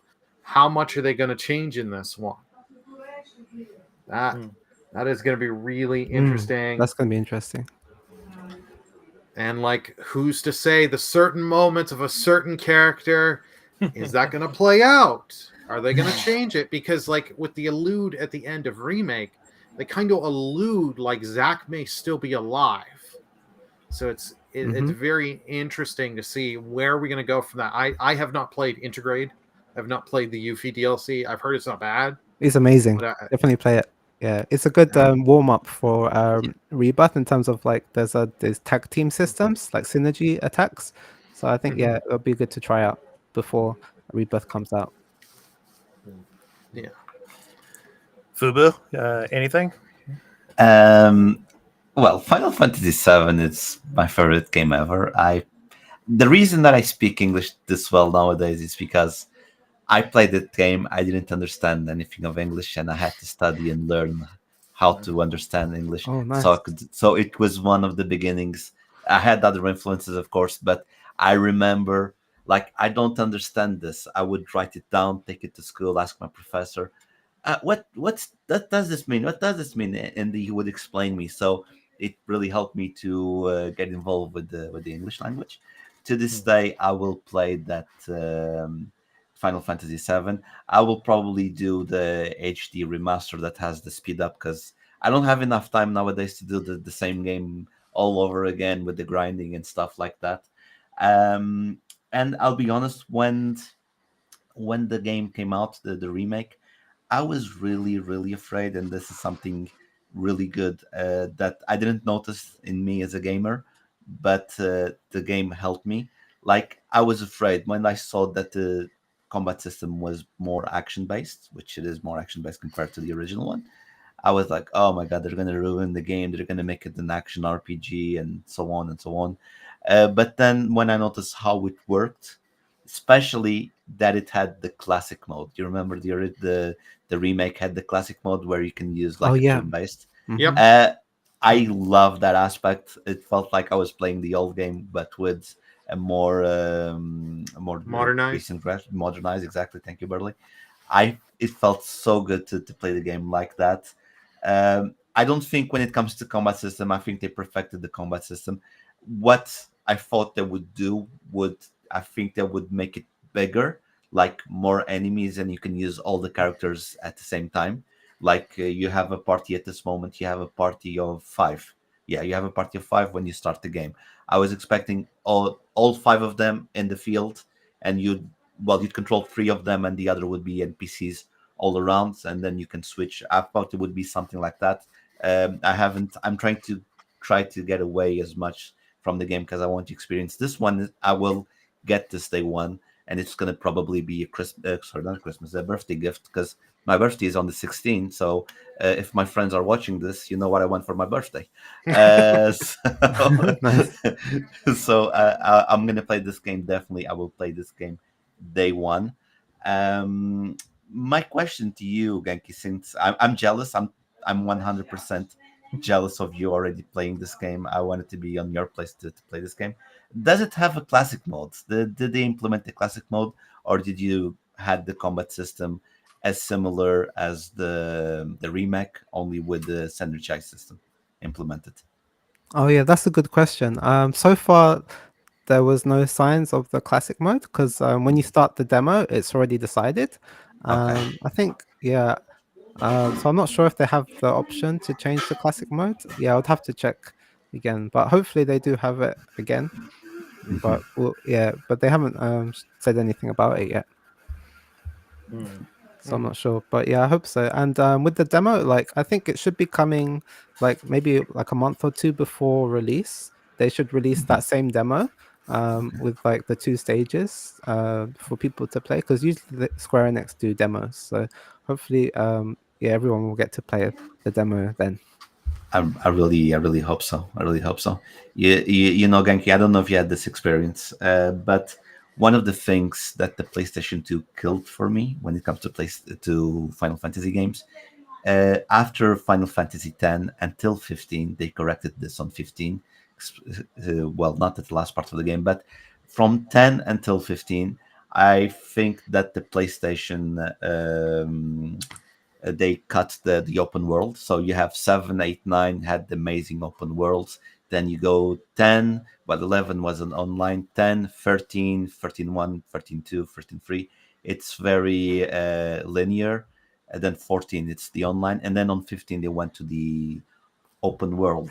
And one of the things that I missed was the exploration of the open world. I know you probably didn't have enough time, but does the world feel alive? Because there's always a problem of open world games, because you cross huge expansions and you don't have anything to do, basically.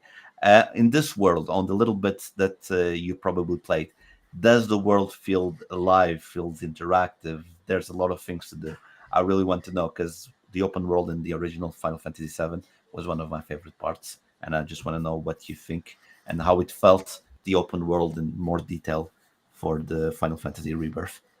Oh yeah, that's a good question. Like from what I played, it was only a short segment, like going up to Junon.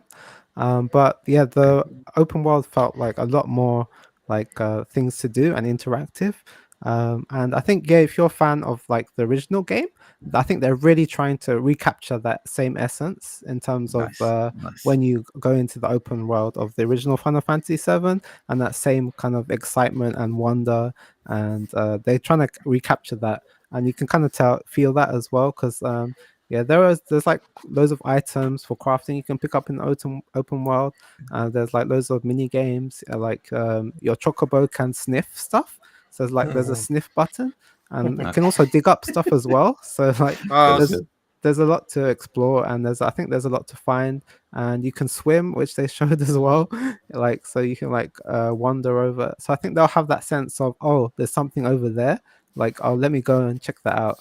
Kind of yeah. So I think they'll have a lot of things in the open world, and they have like these chocobo farms as well. There's not just one. There's like they're all over the place where you can like customize your chocobos, and yeah, I think they have mini games the in the open world. breeding mechanic. Oh, I'm Yeah. dreading that to get the I'm not gold sure if they have chocobo again. that or not. No, But they don't have breeding mechanics in this yeah, one. I didn't see anything like that. So yeah, I don't think they'll be breeding. Yeah, and in terms of the open world, I don't think they said it's not like Tears of the Kingdom. It's like one massive map where you can go anywhere from the beginning. But they said it's all connected together. So I want to see what they mean, because I don't really know what they mean. Is it like you can travel anywhere, or like it's more like all the different open areas are connected together? Like because they said that it's mainly focused on like big open areas, but it seems like they're connected together, so you can like kind of string through them all together in one go. Like you don't have to go into like a world map and teleport somewhere. You can like just go through it, and it's all connected together. So I'm kind of interested to see, but it seems like they're trying to replicate the feeling of the original game. So I think it'll be very similar, the open world structure, but just much more fleshed out. So sorry to interrupt, but when it comes to open world, from what I've read, don't get me this 100%. From what I've read, I think like you'll have, let's say you have chapter 3. Let's say chapter 3. Okay, you have that open area from Calm until the Midgard Zulum. Then you'll go into the Mistral Caves. That will be a different chapter, and you won't be able to come back out. And then you'll have to continue. Then you'll have a different open area from the Mistral Caves until Junon. Then when you arrive at Costa del Sol, you won't be able to come back to Junon. Then when you finish the game, you can do chapter select and go back. At least that's what I understood from what I've read not that long ago. That's what I understood. I think that, yes, it's going to be huge open areas, very big, huge open areas. But you won't be able to come back until you finish the game. From what I understood, there could be a chance that you're in chapter 5 and you can redo stuff on chapter 4, so you can have a different outcome on chapter 5. It could be something like that. I'm not sure but what I understood is you'll have this section, you move to another chapter, and you'll lose access to this chapter or this section. But then you can come back later to redo something.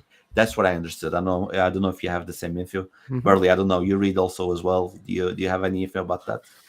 I have no info on that, but it wouldn't surprise me because that was how 7 was, like 7 Remake. You were locked in for a bit, and then you could go back in some points in the game. So that wouldn't surprise me. I'm just curious. Did you feel, Genki, anything, if they took anything from the combat from 16 and implemented it into Rebirth? Oh yeah, definitely. The Clive has a move called the Phoenix Shift, which is you press circle and like you automatically warp to the enemy. Yeah, they've implemented that. So Sephiroth has that move. You press circle and he warps to the character. I was like, oh crap, this feels like 16. So, Sick of Torgal. So yeah, maybe they have some Sikkim Torgal moves. Sikkim Red 13. That's like Cloud and Red 13 combo attack. Well, that's cool. Yeah, and the combat is a lot more, more developed as well. Like, I think I saw a clip on Twitter. Like, there's the Buster Sword move. He has like longer range, so you can like the moves from the original game have longer range, so you can attack more enemies. And like in terms of the the open world, it's kind of like when you're running up to enemies in Final Fantasy 16 in the open world. So yeah, I think there's some elements, not completely, and also like the Chocobo felt kind of similar riding it. But in 16, like the Chocobo has like this massive jump. In the remake, it doesn't have a big jump. It's like a little hop, but he can do other stuff. But the running is quite similar. Like you hold the shoulder buttons and he runs around the open world. And one thing that was cool is like in 16, like to mount the Chocobo, you had to press like X or something. But here you can just run into the Chocobo and it automatically mounts it, and that makes like riding the Chocobos much eeasier. Oh, that's much better. It's nice to hear that they're taking like the digging for treasure mechanic from 9, because that was something with 9 I loved doing. Was hunting for treasure. So that's cool. They're adding more with the Chocobos, and them saying not doing the breeding. Thank God, because I hated that whole thing of getting a gold Chocobo. Later playthroughs, I would just do the fight the super bosses to get the gold Chocobo, because it was like the amount of time I could do the breeding, I could just materia grind, level up Hades, get a bunch of tranquilizers, and do what I need to do. I'll be honest, I always loved I know the grind, it's hellish.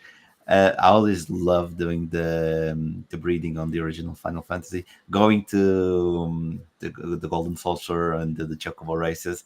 It took hours, but it was so good. Like going like this. Come on, run! Yeah. Getting into that, and then I personally liked it. I do understand why they're not doing that in this game, because it's gonna take a lot of things to do. And again, if you remember the original one, you would have to fly all over the place to get chocobos, and because the areas probably won't be accessible. What they might do, and that would be something crazy to do, and I will want Genki's opinion on this as well. I think that the third game, all of the map will be explorable, and you'll have the high wind to fly all over the place. Because this one, you'll have that plane, that the tiny Bronco. Tiny Bronco. Thank you, Bro. Yes, the tiny Bronco. I know you'll have the tiny Bronco, but you'll go through the shallow area like the original one. And I think that on the third one, you'll have the high wind, and you can explore the full world. And maybe then you will be able to do the chocobo breeding. And Genki, how massive will the game have to be to have the full world with the high wind? Because that was a staple for Wow. Final Yeah, Fantasy that would be So, crazy in the first yeah, game. you'd love that, right? I know you'd love Yeah, that. I would love that. play That'd be around with the high awesome. wind. Yeah, I think Oh, the wow. third game will be like crazy. They'll just open up, like kind of like a Breath of the Wild to Tears of the Kingdom kind of thing. They just like let you go anywhere and like add like extra layers to the map that already exists. That'd be awesome. Yeah. Game of the Year 2027. Yeah, that's 7? Oh yeah. Hopefully it takes 3 years. Hopefully only 3 years, but it's gonna take a while. Yeah, that was my question for you, Genki, because the development on Rebirth started in like 2019, I think it was, and you know, it's coming out next year in February. So I mean, you would think that they've already started on the development of the third game, obviously, but I mean, do you think it'll probably be like at the tail end of the PlayStation 5 generational cycle when the third installment comes out? What do you think? Definitely. I think it'll be at the end of this generation it'll come out, and they already said like because they're getting faster and faster because they're used to the systems and they're just building upon what they already built up, what they already made. So I can see it coming out in not more than 4 years. 4 years max is what I'd say, but maybe 3 years if they're like super efficient, because I think they're making it at the same time. So I think 3 years is reasonable. That would be sick. And I'm looking forward to those open worlds as well, and like riding the buggy as well. And they said like for the certain chocobos, like the flying chocobo, you can only use that in like certain area. You can't use that in all the areas. So like for different areas, they'll have like different chocobos, like and same with the buggy. I think you can only use that in one area. And I think like the original game, the areas will be linked together with like dungeons, like the Mithril Caves will link the two big open areas together. But I think you can like seamlessly just go from like one area to the next continuously. You can just run through them, but you'll just be going through different areas. But I think in the third game, if they can just make everything like go anywhere and do whatever you want, that'll be like super amazing with the high wind. Yeah. And I would imagine like, you know, Hamaguchi-san and Nomura-san, they'll be back in the same, you know, positions for the third game as well. I would think. Yeah, for sure. I think those guys are doing an amazing job at the moment. Oh yeah. Well, they have. I was gonna say one thing that I know they said you can't transfer your save for like levels and stuff like that. Do you think they're gonna do anything of, hey, you completed the original you completed remake, we can load your save, you get a couple extra goodies? Personally, no, I don't, because I think they already said that each game is going to be a standalone. So they want it to be like anyone can jump in. So I don't think they will have like transferable like stat levels or stats and stuff. Yeah, they're just doing that like little pre-order bonus or like the save file bonuses at the moment. Like you get some extra summons like materia.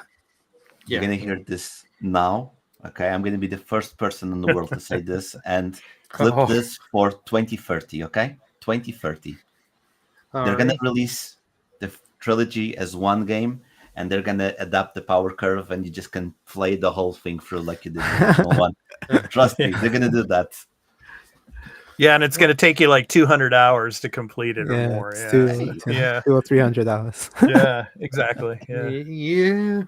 Well, like I've said, because I didn't buy. I originally had Remake, the first part, pre-ordered. I had a physical edition. I canceled the pre-order when I found out it was only just the Midgar stuff, and then when I saw it come out, I bought the game. Saw people playing it. No, I didn't. I don't have the steel case for the first one. I'm kicking myself now. Okay. I got the steel book for the second one. Yes, I have a problem with steel books, but Yes. I love like every time Burley says he's gonna get a new game, steel case. That's the that's the The inside joke. steel books are such a big thing in the West, but in Japan, like they rarely do that. I know. It's like, It's funny. No idea. Yeah. No idea. But I That's like why it. Genki. That's why I always laugh at Burley when he's like his steel cases. I'm like, okay, yeah, whatever. Yeah, you're not gonna find him out here. yeah, I know, Yeah. but I still say by the time the third game comes out, a little after the third game, there'll be the all-in-one collectors where you get all 3 games. They're gonna sell that collection and They make a already have mint off it. that. Sorry. They already have one of the pre-order bonuses levels because they have different tiers, and one of them you buy the game, the Rebirth, and they will, well, in the price they will give you the remake with the DLC. If I'm not mistaken, it's one of those tiers. Yeah, you get Integrate for free. Yeah. They just it's like a double pack. They call Right. it. Yeah, so you can just jump in and they'll give you the game. You can, even if it's a pre-order, you can download the remake already. So yeah, that's a cool deal. And yeah, I'm interested in this to see how the story goes. As you said, like a remake suggested that like Zach's still alive, so it looks like they're doing a kind of like multiverse, like multiple timeline kind of thing. And yeah, that would make sense because like at that time that whole Marvel multiverse kind of thing was popular. So I kind of think they're going down that route with the 3 timelines. As you can see with the key art, you got Cloud in one timeline, Sephiroth in another timeline, and Zack in another timeline. So it's going to be about those kind of 3 timelines or 3 worlds, and how they interact and come together. But yeah, it's super exciting. Genki, another question, not about the Rebirth, but we're talking about Zack. Zack is one of my favorite characters when it comes to Final Fantasy VII. Oh yeah, it's awesome. Play Crisis Core if you haven't played it as well, for everyone. Crisis Core is really good. I look, I might disappear for a second, but I'll be back. Don't worry. But before I go, when you found out about the Midgar flashback, how did you react? Because I remember when I was a kid, like I saw the Midel flashbacks, recovering Cloud's conscience, and like, who the hell is that guy? And then when I went, I was.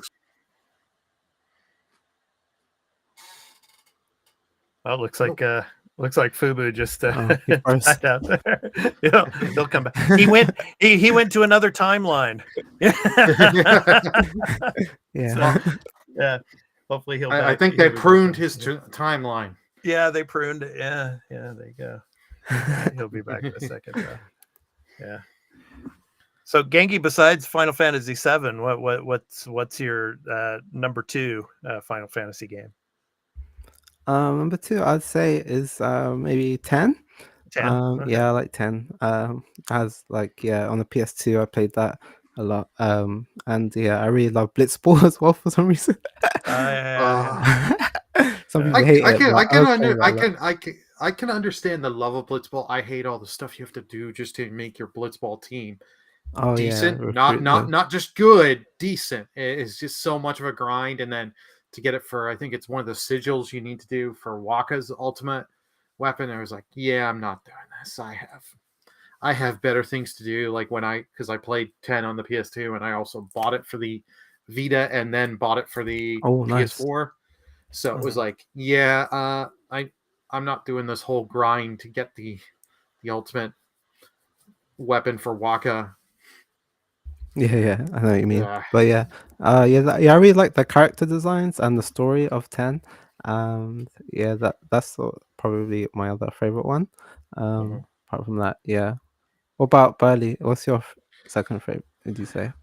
my second favorite is 6. I Oh, love nice. the cast of Yeah. characters, and 6 is one of the ones. It was the one before 7 of that really.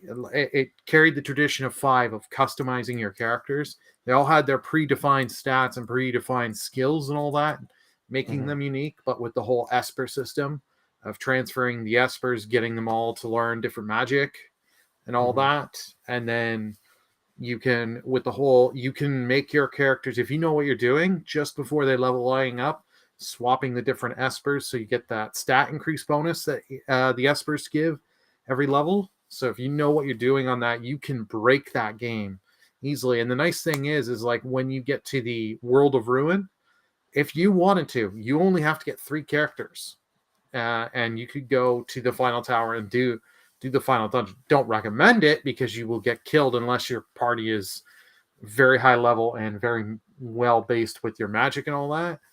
But just the world and all the stuff you can do in 6, I love 6. Yeah. Oh, Yeah. nice. That's awesome. Yeah, I'd have to agree with Burley there, and I do like 14 as well. I mean, 14, it's there's always the additional content and all. So yeah, it's good stuff.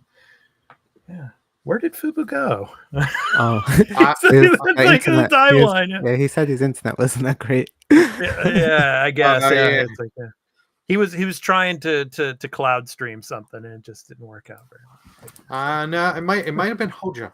Hojo might have didn't like the Hojo. questioning line. Yeah, because that's something I'm curious, because like Hojo, after you do go through Midgar, you see him laying on the beach, Costa and del then, Sol, yeah. yeah, and then he's gone. So I'm hoping, because they made a huge thing with him in remake, we get some kind of ending for him, because if all we get is that scene of just him on Costa del Sol, I'm like, I want a more definitive thing. Maybe you go ride segways together in Costa del Sol. There you go. Yeah, I'm down for that. yeah. And do you think they're going to make Vincent? Well, Vincent now he's not. Do you think they're not going to make him optional no more? Oh yeah, they said for this game that he won't be playable. So I think they're saving him and probably Sid as well for the third game, because they'll need some new characters for that. So yeah, I think this game, I think with the Red 13 and we're getting Kate Sith, and we're getting Sephiroth and probably Zack as well to playable. So yeah, I can't wait to hear more about Zack being playable as well. So that's already 4 new characters. So I think they'll save some for the third game. With do you think for Zack they'll do an homage with Crisis Core, since they reported that last year, where you get the little slots going down every couple of seconds? DMW, Direct Mindwave. They'll have that on a digital Mindwave. Yeah, that'll be funny. Yeah, they should do that. They should incorporate that or some kind of. I would love it. Score. Like they just say nothing of it. The game releases, you get to that section. Here's the DMW. Yeah. I would love that.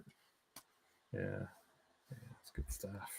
Yeah, that'd be awesome if they did some Crisis Core things like the DMW system, and I would really like that. Yeah, good stuff. Yeah, but I think they're saving the Zack talk until closer to the game releases, because they haven't said much about how Zack plays a part, even though he's on the front of the box. They haven't really showed any gameplay or anything of him. Yeah. Right. Okay, now Fubu's coming back, it looks like, or actually no, Genki just popped out. Oh, there's Fubu. Yeah, there he is. All right. Yeah. Oh, hey, was it me? Yeah. Was it me? I don't know. My computer, like, it turns on, but nothing is going on now. We were joking. Yeah, we were joking that you were trying the cloud streaming service, and it just didn't work out very well. So. No. It's, I don't know. I think it was my computer that kind of died here. I don't know. Maybe it's too much heat. But I wanted to show Genki something, and I took the chance. But Genki, look at this. Oh, nice! You got the Crisis Core 15th the anniversary PS. Yeah. I got that We- one. So I'm a big Crisis Core fan. Let me see if I have it here. Oh yeah, look, that's how big of a Crisis Core fan I am. Look, Oh yes, nice one. You have that to was have that. my friend Leah. Crisis Core. So for all Yeah. of you listeners out there that are listening, Fubu is showing the Crisis Core box there. Yeah. So sorry, but I'm just going to be very quick regarding the question that I was doing. When you found out about the Zach flashback at the Nibelheim in the mansion, because I remember when I found out about that, I went crazy because I had more backstory about Zach at the time, and then I saw how he died and all of that, and it was really good. I don't know if you have any memories of that experience. Oh yeah, from the original game, is it? Yeah, from the original, yeah. Oh yeah. And do you think they will implement that with different memories, like they're going to mix Cloud's memories, like if they're going to do something like that? Like instead of him dying, instead of Zach dying, Zach survives, and it's like the two universes merging together. Mm-hmm. Yeah. I think that's what they're gonna do. Like they're gonna shock people, and yeah, from the original game, I had such good memories of that, and it was really like a surprise, and like I like the twists and stuff in that game, and how it like plays with your expectations and your imagination. So yeah, I think they're gonna do that in Rebirth, like really mess with like Cloud's memories and yeah, they already showed like some clips in remake of that, and I like to see how that develops. And with the different timelines as well, like they showed Barrett and the Aerith being like in like stretchers and stuff like that. So I want to see like how that plays out. And in the remake, they showed like Tifa being like stabbed or something by Sephiroth as well. So I want to see like what's gonna happen, like who's gonna be dead, and how Sephiroth's messing with everyone's minds. Exactly. Yeah. All right. Good stuff. So that was our topic of the show, talking about Final Fantasy VII Rebirth and about the Final Fantasy series and the gameplay mechanics and all. So we're really excited for February to come around. And as Genki says, it's his game of the year for 2024. So we shall see. I agree. Unless Zelda comes out. Yeah. The new Zelda. Yeah. Oh yeah. Maybe it's a new Mario or something. I don't know, but we'll see. There'll be a new Mario. The only With the thing I Switch could see 2 for or Switch Pro or whatever. Yeah. Yeah. The only thing Zelda wise I could see is the rumored hey, if you're running it off the Super Switch, Switch 2, whatever you want to call it till we get the name. They've said the enhancements with Breath of Wild and Tears of the Kingdom, and Nintendo will go to try and sell those again. Those games again. Mm-hmm. Right. That's true. Right. Okay, so now it's time to move on to our new game releases for the week of October 16th through the 22nd. And Fubu, since your computer kind of died on you, I'll go ahead and read the information for your. I got it here. Oh, I'm always prepared. This guy's ready. Don't worry. All right. Yeah, he's ready. Okay, man. All right. So I'm always ready, man. Always a backup. Good. All right. So since this week you are the lone wolf in this episode for your pick of the week, go ahead and take it away. What's your pick of the week? My pick of the week is Super Mario Bros. Wonder.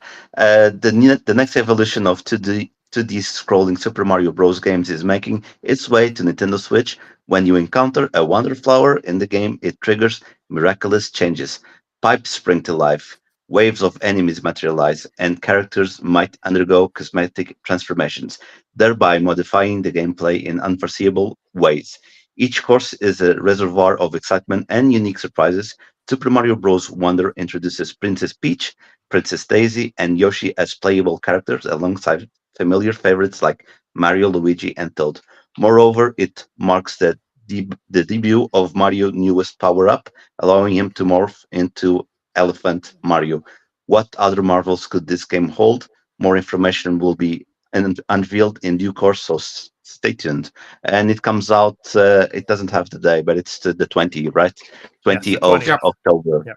20 of October. October. So yeah, look. I've been a Mario fan since I was a kid. Like my two biggest influences in games were Sonic, because I had the Sega, and also Mario, because I would play the Super Nintendo, the Famicom. So I decided to go a different route, because I do understand Spider-Man is a massive game, but we have to respect the history that Super Mario has in the video game culture. So that's why I picked Super Mario Bros. Yeah, this game is going to sell gangbusters out here in Japan, and I think Genki can attest to that. And like you see those the Switch, the Mario Wonder Switches, that are out there that are selling like hotcakes now too. Yeah, it's going to be big out here. So yeah. I think so. I think it's something that will bring old school people and new players together, because it's a 2D, so it will be nostalgic for us that probably we played the original ones, and for the new fans from the Super Mario Odyssey and so on, they will want to try a little bit of a different Mario game. So it's going to sell Game Busters, and then Switch has like a version for this game as well, so they're going to try and sell more Switches with that, so it's going to sell really well. I think a lot of people will want to try this game out. Yeah, it's going to be good. Looking forward to it. So, and I know Burley's going to be playing it as well, so it's going to be cool. Looking forward. Well, Genki had mentioned it earlier. I did this as one of the games. I did a game voucher, because it saved me the like $40 doing the game voucher. I did this for this game and Mario RPG that comes out next month. Oh yes, I'm looking forward to that one too. Yes, nice little great games. This I can't wait to play. Like they've shown this is not just another new Super Mario Brothers. Put the console name like they did with Wii and Wii U and stuff like that, where they didn't they added one power up and took another away and be like, it's a little different. This one they're showing they're putting effort and all that, which is like great. So I want to support that when they're putting effort and trying new things. Yeah.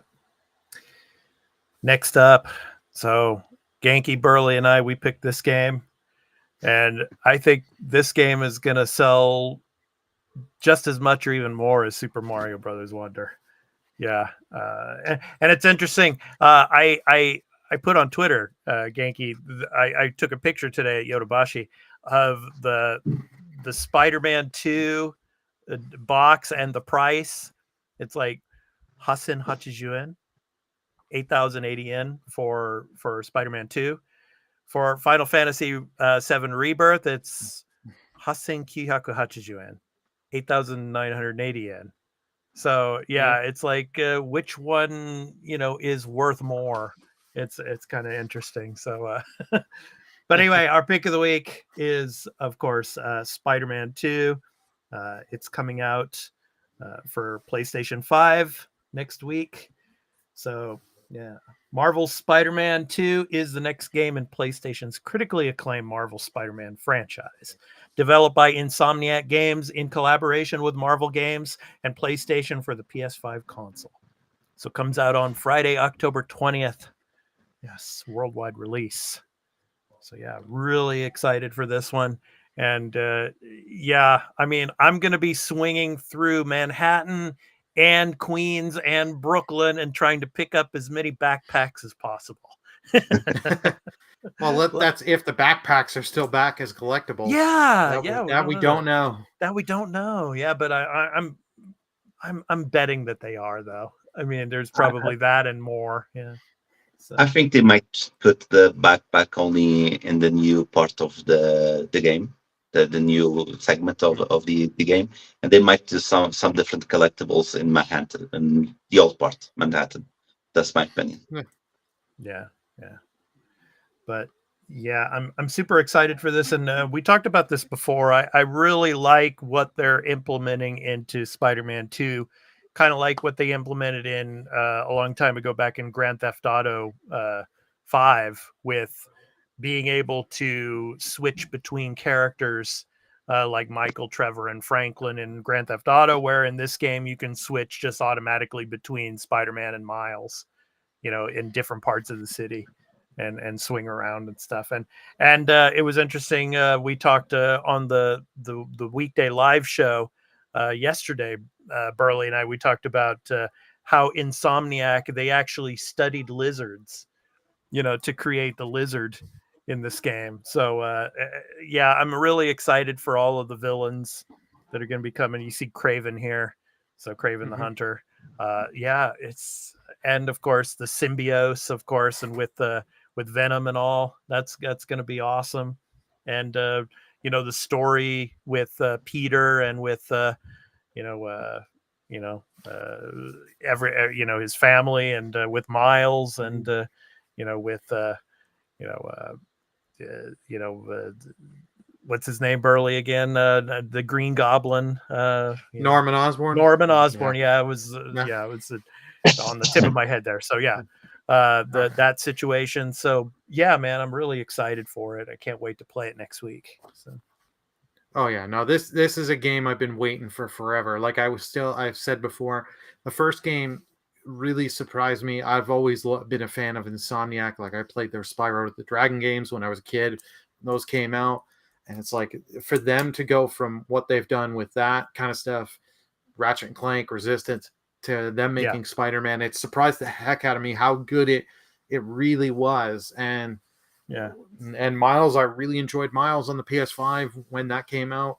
And like, so this is something great. Like Craven is a villain I've always loved because he's not one necessarily that has superpowers. It's just he's strong from his own workouts and all that, and it's just his hunting knowledge and his tactical mind.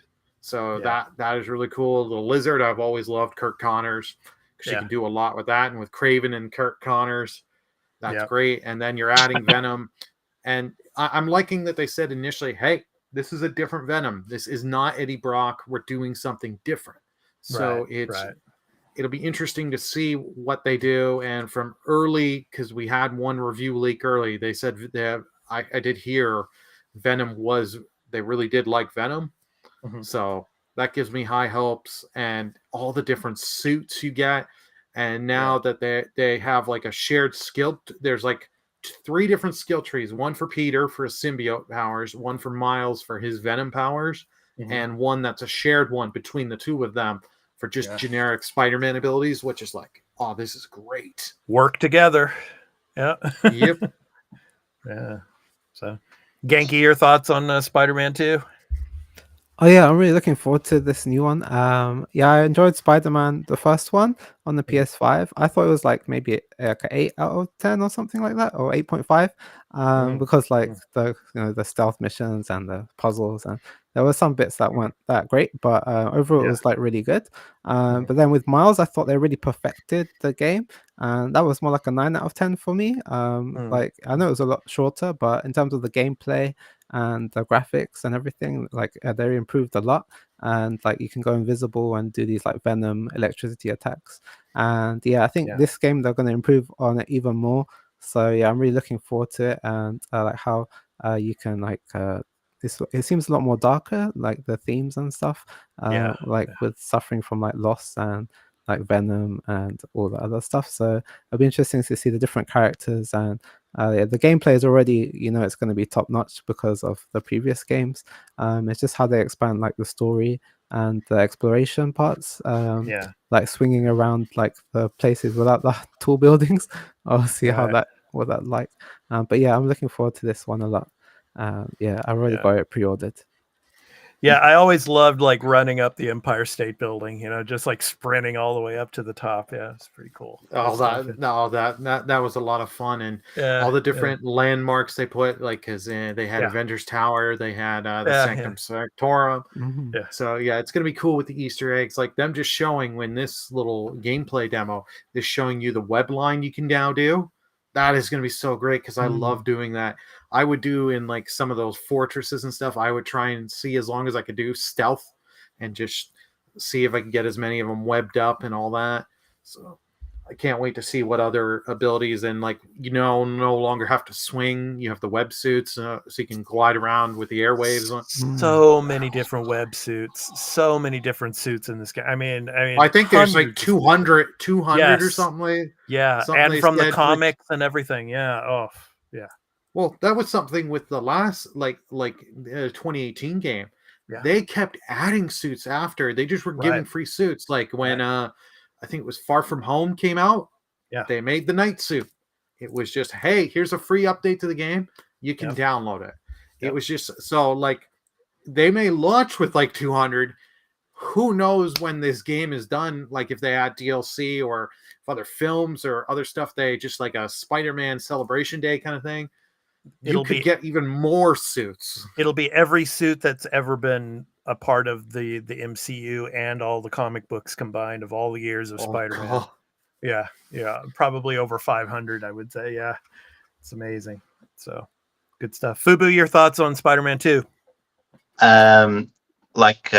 This game would be one of those games that I'm really struggling not to buy this game on day one, because I love the first one. I didn't, the Spider-Man one, I didn't get it on day one, and I regretted it. Then I saw people playing, and I like the hype was over. I didn't buy I don't think I bought the game. Then I found out a friend of mine, he bought the game day one. I was like, you gonna borrow that game to me? So he gave me the game. I played it. I had a blast. It has that same combat system from Batman and Shadow of Mordor, which I do love. I don't know how that combat system is not implemented even more in other games. I think it's Mad Max also had that combat system. I love it. Right. I played it. I loved it. When I bought the PlayStation 5, Miles Morales was the game that I bought, and I bought the special edition. So it came with the HD remaster of Spider-Man 1. So I played Miles Morales, and then I went and played the HD remaster. And I am struggling really, really, really hard not to buy this game right now, because I'm just looking at the videos right now. I want to do this. I want to play this. It looks very good. And do it. Do it. No. But what I would like to see in this game, I don't think they will be in this game, but I think what they did to Miles Morales, I think they will do with Venom, and they might release either a DLC or a standalone kind of DLC with Venom, and then on Spider-Man 3 they'll team all of them. They will team up. The three of them will team up, and they'll have Spider-Man, Miles Morales, Spider-Man, and you will have Venom, like that hulking. Because from what I remember from the post-credit scene from the original game, I think they were teasing that Harry Osborn is going to be the Venom, because he was doing some treatment with the symbiote, if I remember it well. And I think that no spoilers. This is just a theory, obviously, because I don't know anything about the game. I think that Harry might be the Venom, and because he's best friends with Peter Parker, I think that he will have some conscience and they will become friends. And again, I think they might do a standalone or DLC where you play with Venom, maybe in a different city, and then they will set up for Spider-Man 3 where you can use them. Once again, I know I'm repeating, but I really hope that happens, because Venom is one of my favorite characters from the Spider-Man universe. Obviously, the first one is Peter Parker, and I do like Venom a lot, so I would love to see that.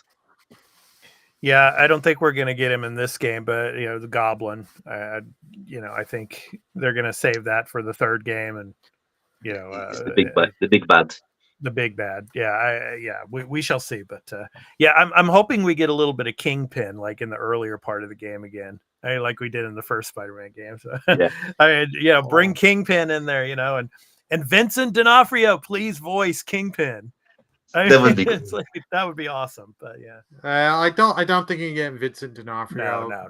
The other voice actor they did a great job in having you have the small bit of him and Miles. Yeah, that game. So whether or not you get Kingpin's back into, Yeah. you're going to get something with him. Yeah. Whether or not he will be involved in side stories, or I don't think he'll be in the main story for this one. I could see him making a return for 3. Yeah. He'll be another, instead of him being like the Act 1 major villain for 3. Yeah. And then Mr. Negative, of course, he's going to be back. We've seen and him. We've seen him, and I would love to see like in No Way Home, bring back Sandman, bring back Electro, bring them into the mix as well. So yeah, good stuff.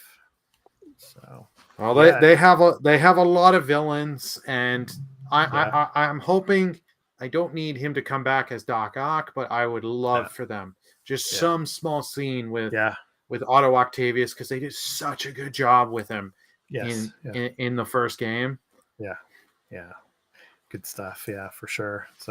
So which is going to sell more, Spider-Man 2 or Super Mario Brothers Wonder? What do you think? It's Spider-Man. No. Oh, I know in Japan, I know, but worldwide it's a bit harder to guess. Well, what about Japan, Yankee? Japan, yeah. Japan Mario by miles. Yes. By miles, by magnitude. But yes. But in worldwide, I think it'll be close. But I think the PlayStation 2 install base kind of limits it to maybe 5 million max, or at the moment, maybe 10 million lifetime at the moment. So I guess Mario will overall do better worldwide. Mario has the higher chance to reach more install base because the Switch over 100 million units. That's the only reason, and because it's coming out now, it'll be a great Christmas gift. Spider-Man 2 will sell well.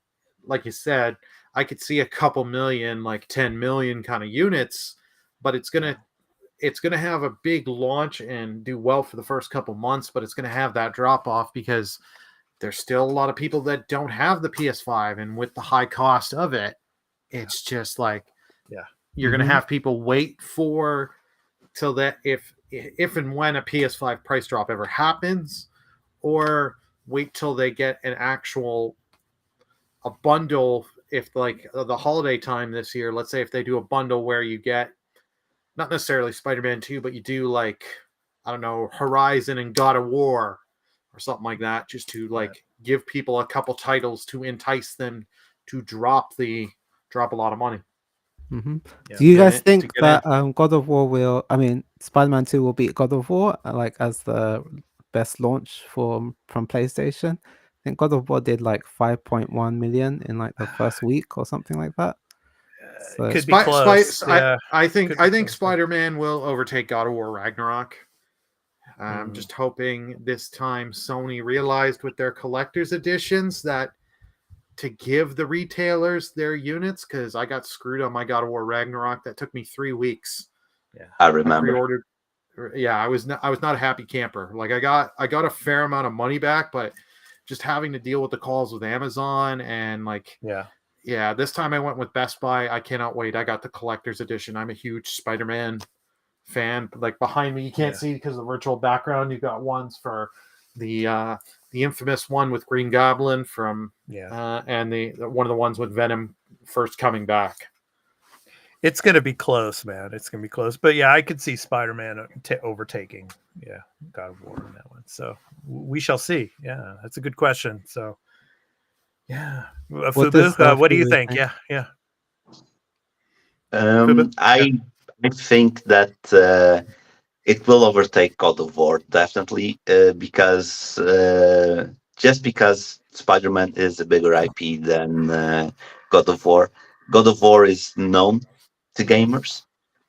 Spider-Man is known to everyone, and that guy that's not a hardcore gamer, he's going to be there's let's say a guy that plays EAFC and doesn't want to play anything else, but he's a Spider-Man fan. I'm okay, I'm tired of playing football. I'm going to go and play Spider-Man because it's coming out. It's going to overtake God of War just for the simple fact that it is a bigger IP. When it comes to everything else, I think God of War, I know it's a different game, obviously, but because it's a smaller in scale. They can have better graphics, like the details. That's what I mean. The details are much better on the God of War game. The story, God of War, especially these two new ones, it is high quality storytelling. I'm really enjoying it. But again, the fun aspect, Spider-Man 2 will be a more fun game to play because different combat styles, the traversing, the characters. So that's why it will sell much more than, not much more, but it will sell more. It will have a better release than God of War, unless Mario Wonder disturbs the release. Could be that as well. Oh yeah, Mario Wonder is a big one. Yeah. Yeah, exactly.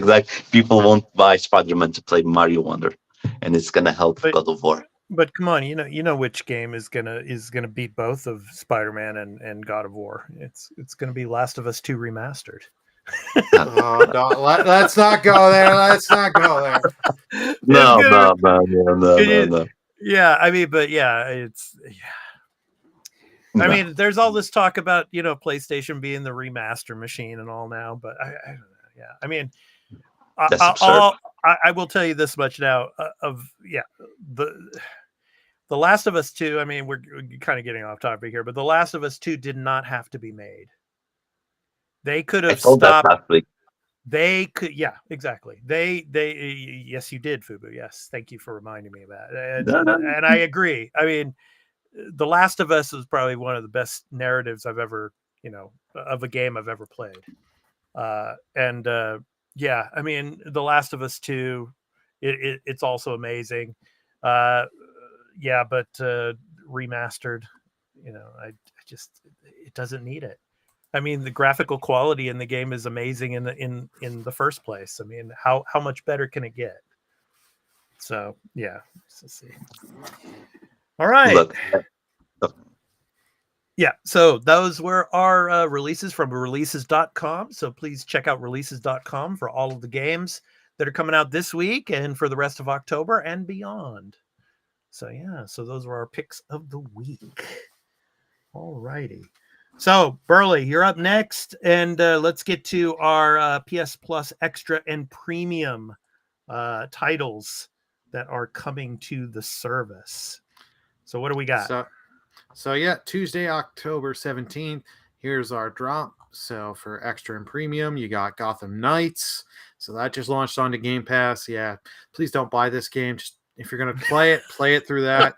As a guy that bought that earlier in the year and got burned on that game. Hey, you want my opinions? Yeah. I know. Yeah. Disco Elysium, the final cut for PS4 That's and a PS5. great game.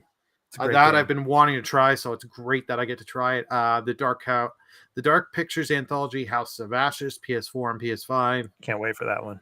Yeah, I want to play that because I played Little Hope, which was the one previous to that. So yeah. Alien Isolation from on the PS4. Great game. So yeah, a lot of horror games. We've got Dead Island Definitive Edition PS4. I played the original Dead Island on the PS3, so yeah, I know this does add quite a bit. So if you're a zombie fan, you'll have some fun. There you go, Genki. I was gonna say before you go on, Burley. I'm sorry. I was gonna say, Genki, play Alien Isolation in VR. That's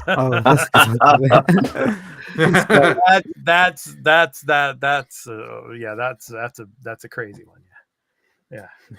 Great game though. I mean, not in VR. It's a great game. I loved playing that. When it first came out, and I like in the save scenes you get the cassette tapes, like from like the Ridley Scott era, like the late 70s and stuff. It was really cool. So go ahead, Burley. I'm sorry. Yeah, no problem. Outlast 2 for the PS4. I know that people have recommended that, so I'll definitely try it out when I get a chance. Elite Dangerous PS4. You've got your it's an MMO, space MMO, and Far Changing Tides PS4, PS5. That one, we've got that. Gun Grave Gore, and we also have Eldest Souls PS4, PS5. Roki, I believe that's how you pronounce it, PS4, PS5.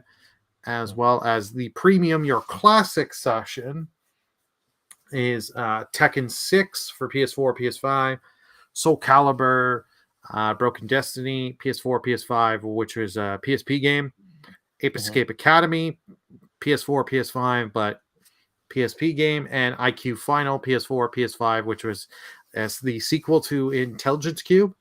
Yeah.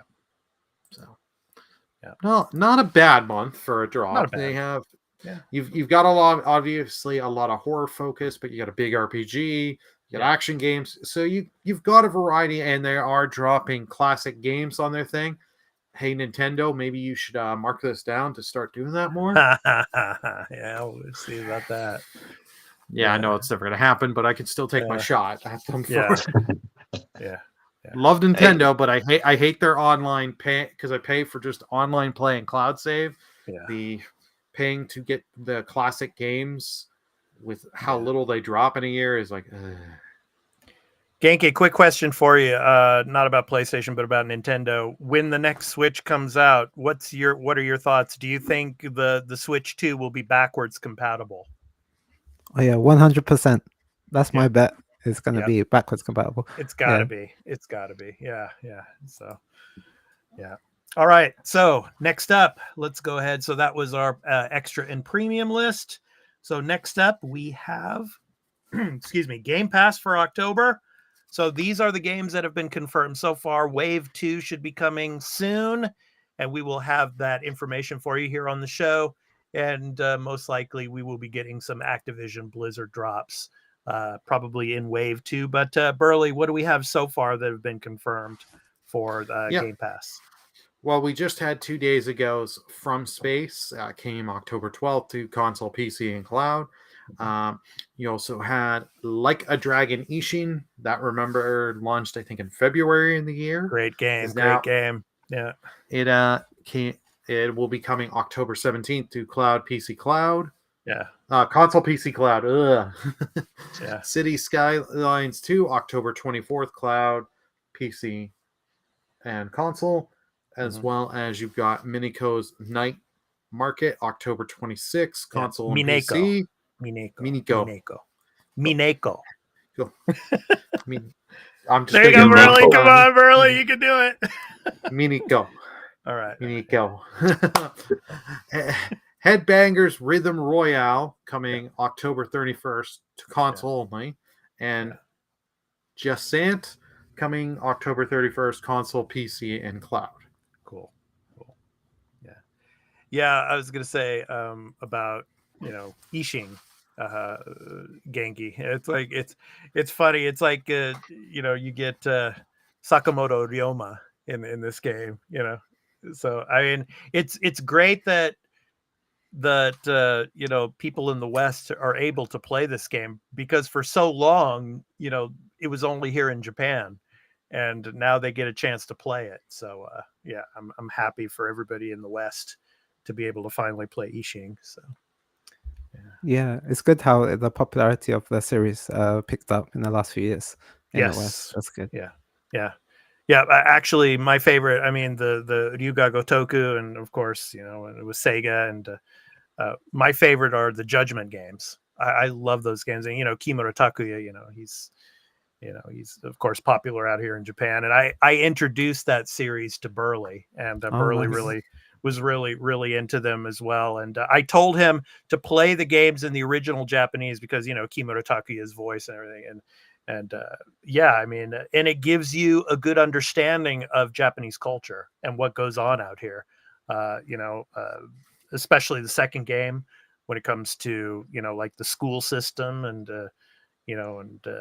just everyday life in Japanese society, but obviously I had to teach Burley and them that you can walk down the streets of a Japanese city or a Japanese town and you're not going to get attacked by yakuza and thugs. I mean, it's just Burley's always teasing me. He's always teasing me. It's like, when you're going to the schools, are you getting attacked by the thugs every day? Walking down the street, and I'm like, no, you never see a yakuza. I mean, it's like that's the worst thing, is to get themselves in the media out here. It's like you could go your whole life and never see a yakuza. You know, I mean, they are in the shadows out here, as you know. Well, so yeah. Well, that might be true for your area, but what about you, Genki? Do you like every 2 street corners? You got a bunch of them ready out with switchblades and. Oh yeah, I'm always ready for it to go down. See? There you go. Okay. I'm joking. Yeah, no, I don't think I've seen a Yakuza in my life. Yeah, actually, I have met one Yakuza because when I was teaching, I think it was the second or third year that after I came here, I was teaching an elementary school boy, and his father was a Yakuza, and he came into the school and he was demanding his money, to get a discount on certain things. He didn't have a problem with me. He liked how I was teaching his son, but he had a problem with the management. So, yeah, that's lucky you. Yeah, lucky for me, I guess. Yeah. And then I used to live in Funabashi, in Chiba, and I was, when I was working in Tokyo at that time, and I went into a bathroom and, there was a guy, that was washing his hands, and he had missing finger, and, so most likely he's probably a Yakuza, so he was dressed like one, but yeah.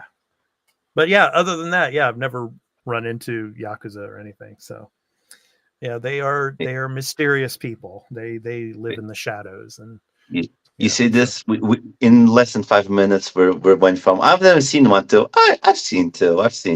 So Yeah. Be careful. they're around. Be careful. Well, yeah, I just luck of the draw, I guess. And like I said, I've been here for 27 years. So like you.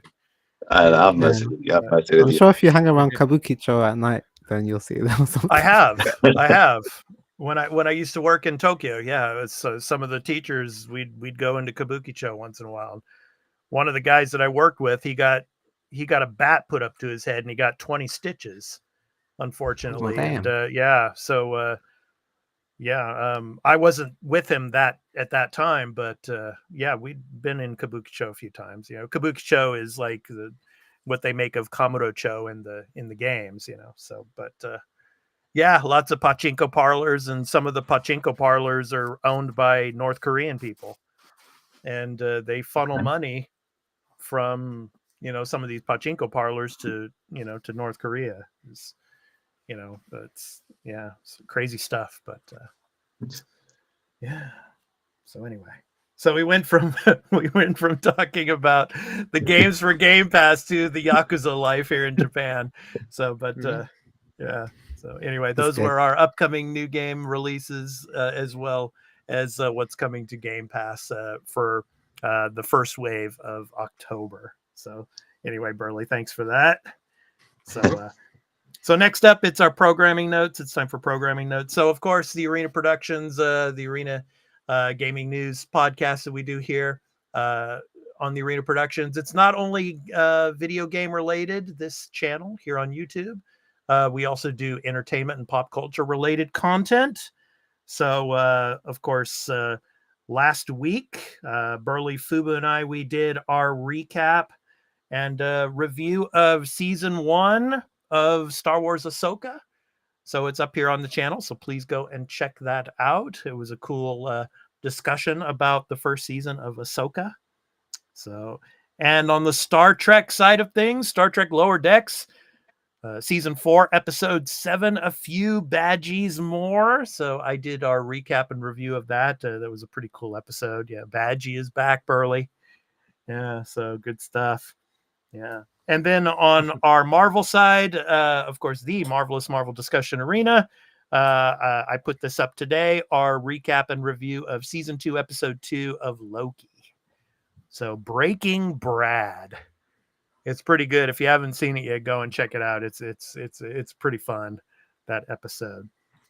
Yeah, so lots of stuff. And on weekdays, we do from 4:30 a.m. Pacific Daylight Time, 7:30 a.m. Eastern Daylight Time, and Genki for you and I out here in Japan at 8:30 p.m. Japan Standard Time. We do the Arena Productions Live. So Monday through Fridays, and we go live here on the Arena Productions YouTube, and we talk about gaming news and entertainment and pop culture related shows and news. So please check out the Arena Productions live weekdays, 4:30 a.m. Pacific Daylight Time, 7:30 a.m. Eastern Daylight Time. And finally, we have a Patreon, patreon.com/the Arena Productions, where all of our content goes ad-free, and our post shows that we do after our usual episodes of the podcast here are exclusive to our patrons, and the extra take that we do for our gameplay reviews and our interviews with game developers, those go up in early access to our Patreon. So all of our content, as I said, is ad-free over there on our Patreon. So come and check out our Patreon. And we have 7-day free trials for every tier on the service. So patreon.com/the Arena Productions. So please check that out. So yeah, the Patreon, it's really cool. Ad-free content, and yeah, all of our shows, our Marvel shows, our Star Trek shows, our Star Wars shows, our fantasy shows, and our gaming shows like we do here, all are on our Patreon. So please check that out. Patreon.com/the Arena Productions. So yeah. All right. So now it's time to talk about the games that we're going to be playing this coming week. Obviously, Spider-Man 2 for me this coming Friday. I'll start with you, Fubu. What are you going to play? Besides your football games, what are you going to play?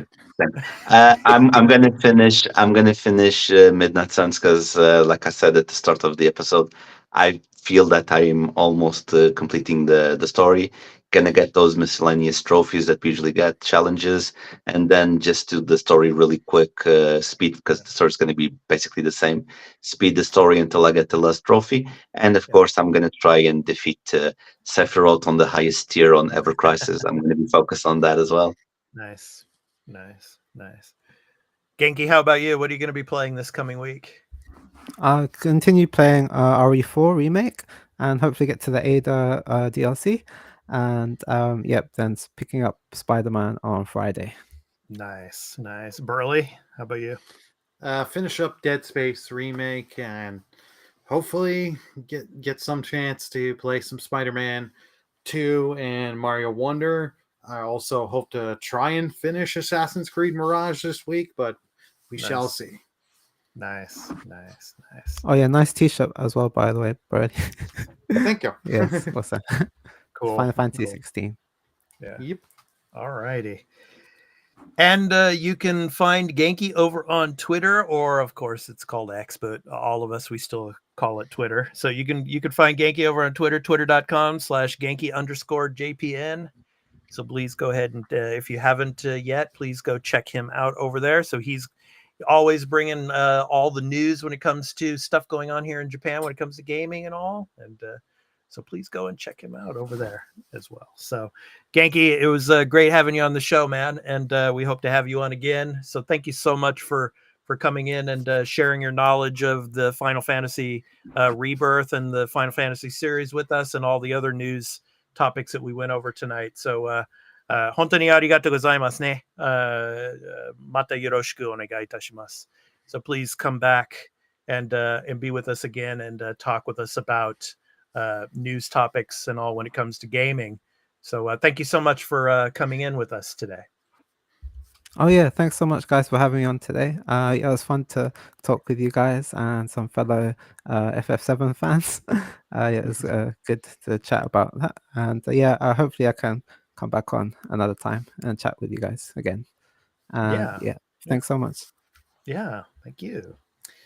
All right. So to end our show, we always do an indie recording artist spotlight. So we talk about an indie recording artist, and then we do, of course, our music outro. So in this week's indie recording artist spotlight is on Martin Puringer. Martin Puringer is a self-taught film composer from Austria. Starting his career in short film direction, He moved into composing for his own film productions to give the perfect sound to his movie projects. From there, he has gone on to produce scores from filmmakers worldwide. From his album titled The Montage, and the song is called Tranquilizer. So this has been The Arena, a Multiplatform Gaming News Podcast, episode 149. I've been your host, Expat, along with my co-hosts, Burley of Burlyman Gaming and Fubu87, along with our special guest, Genki_JPN over on Twitter. We hope to catch you in the next one. So take care, everyone, and enjoy the outro. Peace out. Bye. Janet, Bye. see you.